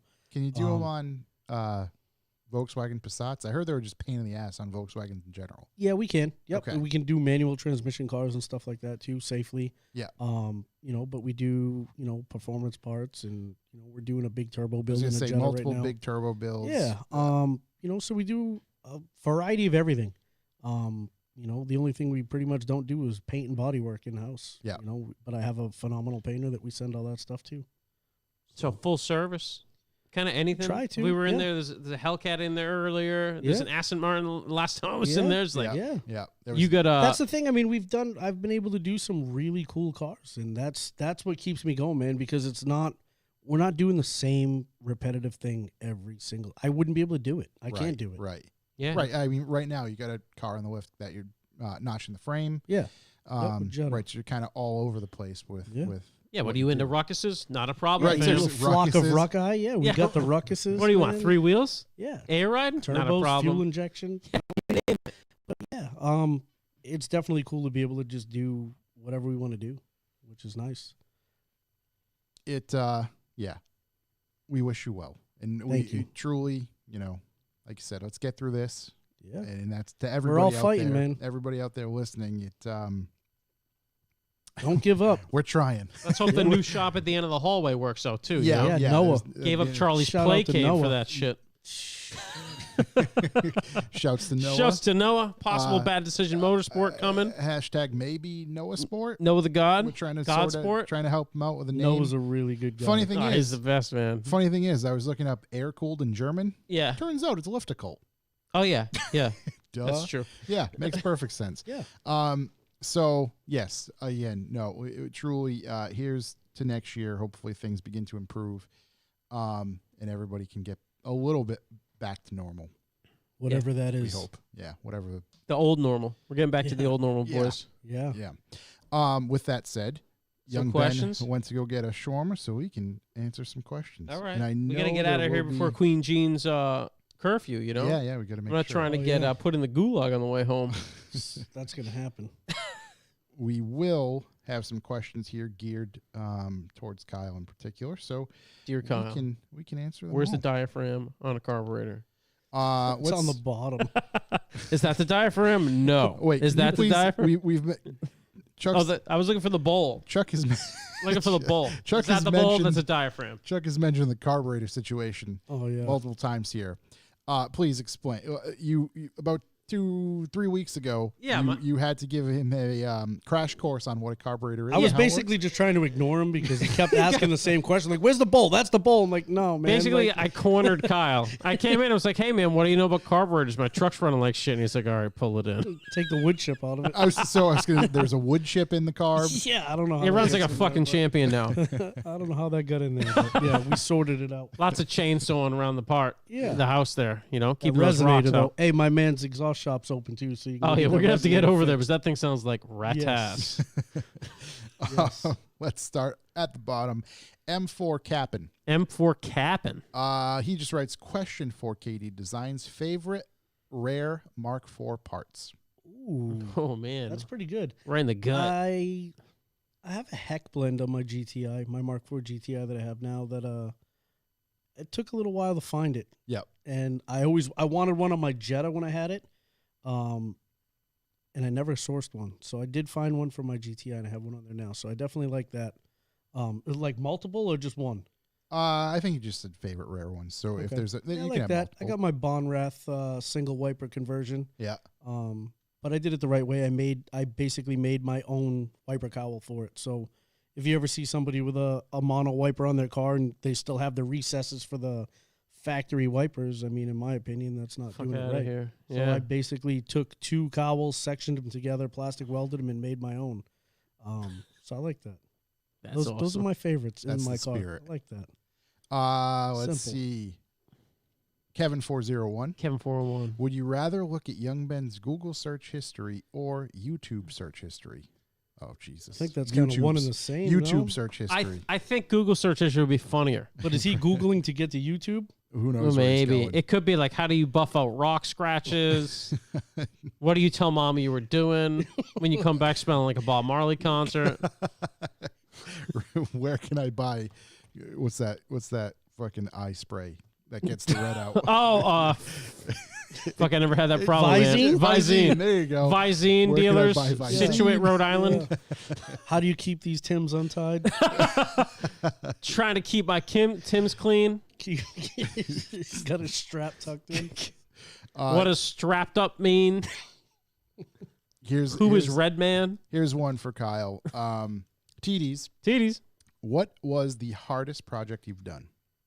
Man, that's so not on my own, but at a shop I worked at previously, we had a guy come in with a Maybach, and we motorized the rear tray tables. We put iPads in them and made them motorized, all from like a control switch in the back in the factory wood grain. We actually had somebody router out the factory wood trays, which I don't even know how much they cost if they got fucked up. I can only imagine. It was pretty wild. Like, that was cool. That was That's challenging because we had to ridiculous. build the circuit for it and stuff like that. That was pretty crazy. And we're going back like 10 years ago. That's awesome. Yeah. My buck got that diamond pleated wiring in there. It's actually the guy that owned Yankee Candle. Oh, jeez. no. Yeah. The younger And he guy, the sold kid? it. Yeah. I knew that guy. He went to school with me. It was pretty crazy to Wow. be able to do something like that. Yeah. To have somebody have a car like that and be like, hey, cut this up. It's like- Right. 'cause Here's what I want you people to with do. those cars, like, it's not like a kid with a Civic. Like, dude, I don't care if you blow a hole in my frame, like, whatever it takes. But, like, Get that to be axle able to, through. like, to be able to, we had to reach out to some people to do that type of stuff back then, which was Right. pretty cool. Right. Yeah. Let's see. TDs again. At the TDs. start of building the business, was it hard to say no to certain jobs? My problem, Still I is? just found out how to say no. That's a really good question, man, because being in business, like, you don't, nothing's, like I said, nothing's guaranteed. So you look at it like, oh, I got to take this. Don't Like, wanna we turn got to it be able down. to survive. And I never said no. That was the problem. And it always fucked me. Yeah. Like, you just got a bad vibe from somebody or like a project. And like, that was the one that always screws you. Yeah. But I literally, like, in the past year is pretty much probably the first time I've said no to certain things. Like, it doesn't make sense financially for me to do it. Time wise, space wise, whatever it is, Yeah. like, with so much stuff going on this past year being uncertain, like, this is literally the first time I've ever really said no. So you're Like- not going to put a pasta machine in a car for me? I mean, I can do that if you want. You should have hung around with I Jesse. made a bubble wall in a Lexus before, and that That's was bubble amazing. wall? Yeah, What man. the hell's like, a bubble wall? I don't know. You go to like those fancy hotels and you see like the lights and the water bubbles shooting up through like tanks. You ever Okay. see that? Yeah. I did that in a car. Like, I put all the air ride stuff behind it, and I made it. I made it myself because I was looking them up, and they wanted like $4,000. Jesus. And I'll be completely honest with you, man. Like, I made it, like, materials-wise, probably $150. Right. I was gonna say, Like, it took a lot of time and, like, figuring out. But, and like, sort it right. yeah, it was pretty wild. There's a video. I have a video of it on YouTube somewhere, man, and it was pretty crazy. I remember Jesse being the king of saying no. You want to learn about saying no? Call Benchworks. Ask if call they can work Jesse? on an Evo. Yeah. They'll probably just hang up. I've seen some real bad no's. No. Tyler Bro Perry. Tyler Bro Perry. Just want to say the manual swapped Mark V R32 with diamond stitched interior is fly. That must be Mariah's car. Blue one? I'm not too sure. Yeah. Sure is. That's a I girl. assume so, yeah. That's a girl from, I think she's from Maine. Yeah. And yeah, we did a lot of work to her car. We did the interior, a lot of like interior parts and stuff like that. And I will be completely honest with you. That is probably one of the, it's been in my booth at Dust Off a couple times. Yep. Hands down, cleanest girl car I've ever seen in my life. Yeah. Girl cars. Like super detail oriented, like very, very detailed. Jake _MX5. Jake MX5. How many cans of Monster do you average per week? I think that's just a general question to all of us. Currently, I average maybe 3 Wow. Okay. And they're all on Wednesday nights. on Wednesday nights. I No, I laid off I'm hard. at I'm a big 0. Yerba Mate guy now. I was gonna say Zero's where you should be. Mine's Yeah. not I even used to. one. It's very sporadic. Corey, if he was here, I don't want to answer for him, but 5 a day, 7 days, 35. Are you seriously? No, I think Corey, as I said, I'd go 2 to 3 a day. Wow. None on weekends. Corey, you gotta cut that shit out, buddy. It's not good. He's surviving, man. You know, Here's a quick one. Chuck will moving too appreciate- fast. We'll appreciate this one. Jake _MX5 Jake again. MX5. What is your favorite nut? Mine is pistachio. That's what you were eating earlier. I'm a big pistachio almonds guy. I like The nuggets, man. That's Yeah. where it's at. you get them hazelnuts in the chocolate. Trader Joe's Yeah, makes a hazelnuts. hazelnut chocolate bar, full hazelnuts. I'll tell you what, change your life. I'll That bring you a little- bar next time I go. It's that'll it's bring fucking it for sure. serious. Little hazelnut pop. That little Oh, pop, pop. just Yeah. you get the full hazelnut and the chocolate. Yeah. Don't sleep on that. Also, don't go to Trader Joe's and buy them all because I want them. Let's Fuck see. that up. Edelman writes, "Is it weird to post photos of pickles on someone's Facebook who doesn't like pickles?" Hey, No. big shout to No. the NFL. No, Big not shout at to all. the Patriots. Thank you, Mr. Edelman. Shouts Julian. Pickles? No, you put pickles wherever you want. Everybody knows. Yeah, one pickle. Everybody knows Pickle the rules. carrots. That's where it's at. Thanks to Nick and yes. Rachel. That was insane. VW Hathaway, tell Chuck to cover his ears. Kyle, how's the new landlord? Oh, Ryan. It's been awesome, Ryan. Yes. It's been great. There Yeah, we go. man. It's there we just it's you gotta if you want good tenants, you gotta be a good landlord. I don't know Yeah. what people don't fucking understand about that, but you have to literally immediately. How have fix I been problems. as a tenant? the best? All right. I wouldn't have wanted even Awesome. when Blake said you were looking for a spot. I was like, this sounds fucking amazing because I've dealt with shit tenants before and just want Awesome. nothing to do with it. Good to hear. Ayo Braz. Ayo, Braz. Not Pedro. a question. Not a question. Not a question. Just tell Kyle he's the best at what he does. I appreciate that, brother. Best in the East. I Best. did. Best of the rest. I did his air ride in my driveway on my ground, Hell dude, at my yeah. parents' house, Hell man. yeah. Back in the day, yes, Kinda. absolutely. Kinda. Kinda. Just writes, what was his favorite BMX frame / parts? Oh man, you're gonna open up a can of worms here, dude. So I'm still fighting, dude. Like the day I quit one of the car audio shops I worked at, Yep. I did not have room to take my bicycle, and one of the owner's friends was there, and he's like, "I'll buy it right now," and it's one of the biggest fuck ups I Ah, it regret. sucks. I sold it for $400. What was it? It was a Balance Killer B. I had Odyssey T1000 wheels on it, Mohawk hubs, beautiful bike. I actually forgot who I sold it to, and I saw somebody post about it on Facebook like 3 years ago. Yep. And I sold it about 8-9 years, probably 10 years ago, and he won't sell it back. To me, that's the biggest fucking kick in the nuts, man. Yeah. Like if you have something like that you love and you sell it to like somebody you know, Yeah. and Yeah, they they won't should- sell it back. They should like, take you that- back. That to me, that sucks, man. Yeah, it does suck. Yeah, We'll I put miss the that word out. bike, dude. I miss it a lot. I I would miss- still ride it, Yeah. I miss a lot of. I had a couple cool parts. and you can't replace it. That's the thing. No, because the stuff now it's all changed so much. Yeah, there's repops and stuff, but it's Yeah. never going to be that same bike. No. Definitely not. Woco_VW. Wilco VW. New BRZ looks a lot like a Z Proto or has a lot of styling features like it. I think it looks a lot like a lot of different cars. Yeah, It's I got think a it's lot kind of of cues. Lexus-y. Maybe I got to look at it versus Z Proto. I didn't see it because I like the long back on the Z Proto. The general shape of it, I think, is pretty close. I got to put eyes on that. Thanks Yeah. for pointing it out. Gotta man. get some eyes. Gotta put them one Yeah, over the top. let me get back to you on that. Let me talk to my team, like the face Zuckerberg versus the Senate. Zuckerberg. I'm going to talk to my team, and I'll get back to you. So that's a no. I'm going to talk to my team and get back to you. Harris Teeter. Harris Teeter. For Kyle, most difficult / pain in the ass customization done on a client car. Already talked about it. No, so that was still, it was a pain in the ass, but it was fun. Yeah. But back when Lamborghini doors were like the fucking thing, You can dude. still do those, right? No.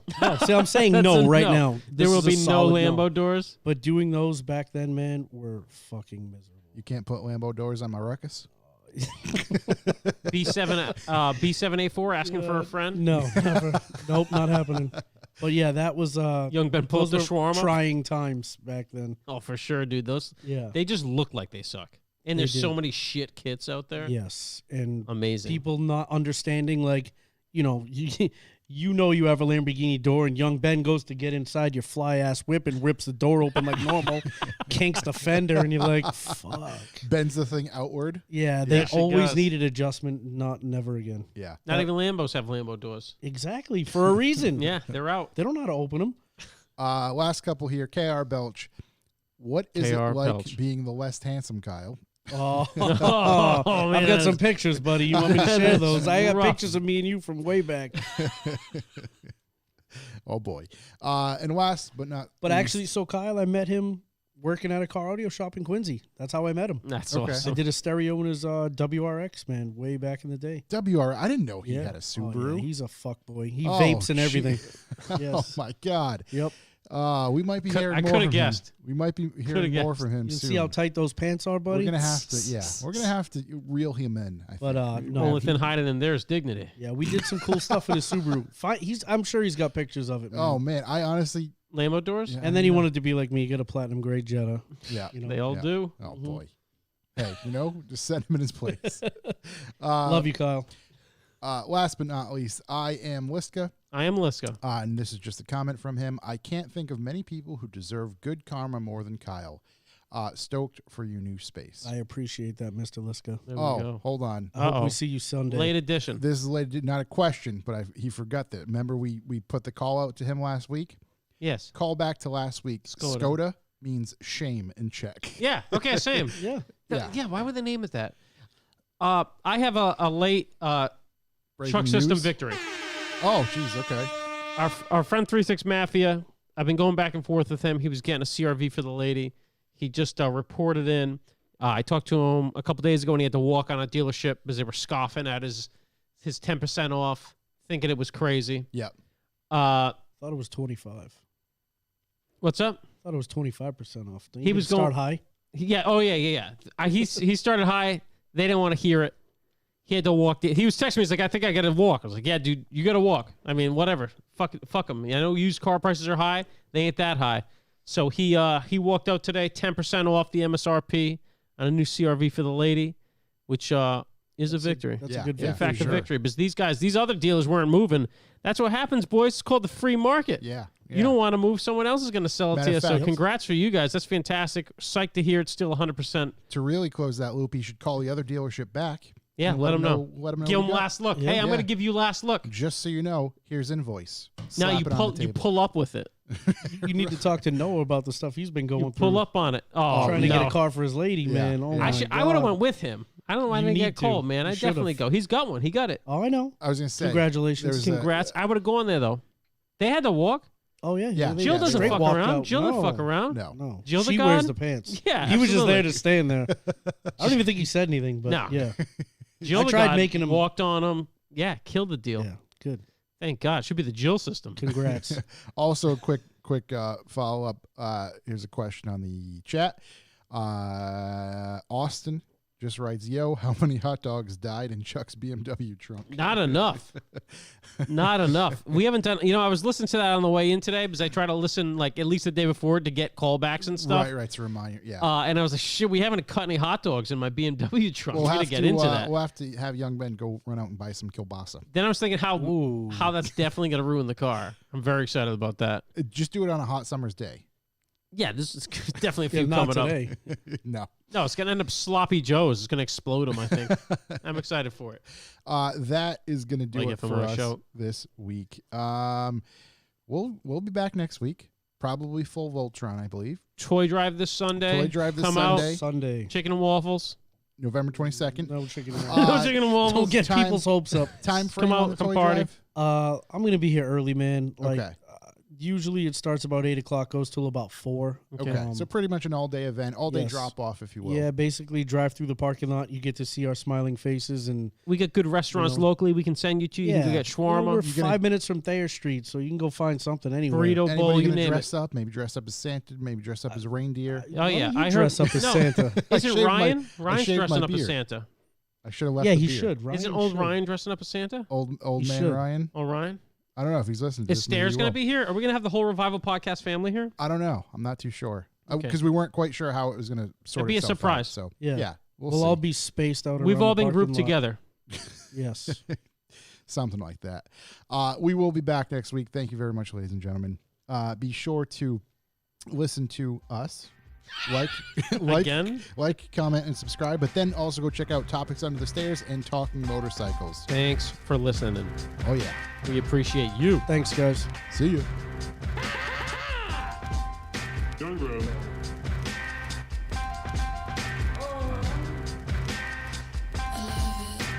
I love it.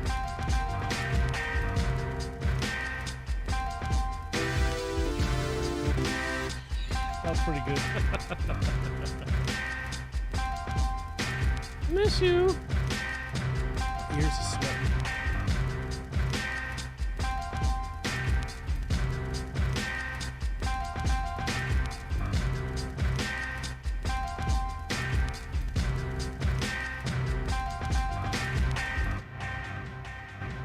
Rocks. There we go. That's it. Exactly what she did. Great ender. Thank you, boys. Thanks, man. That was a lot of fun.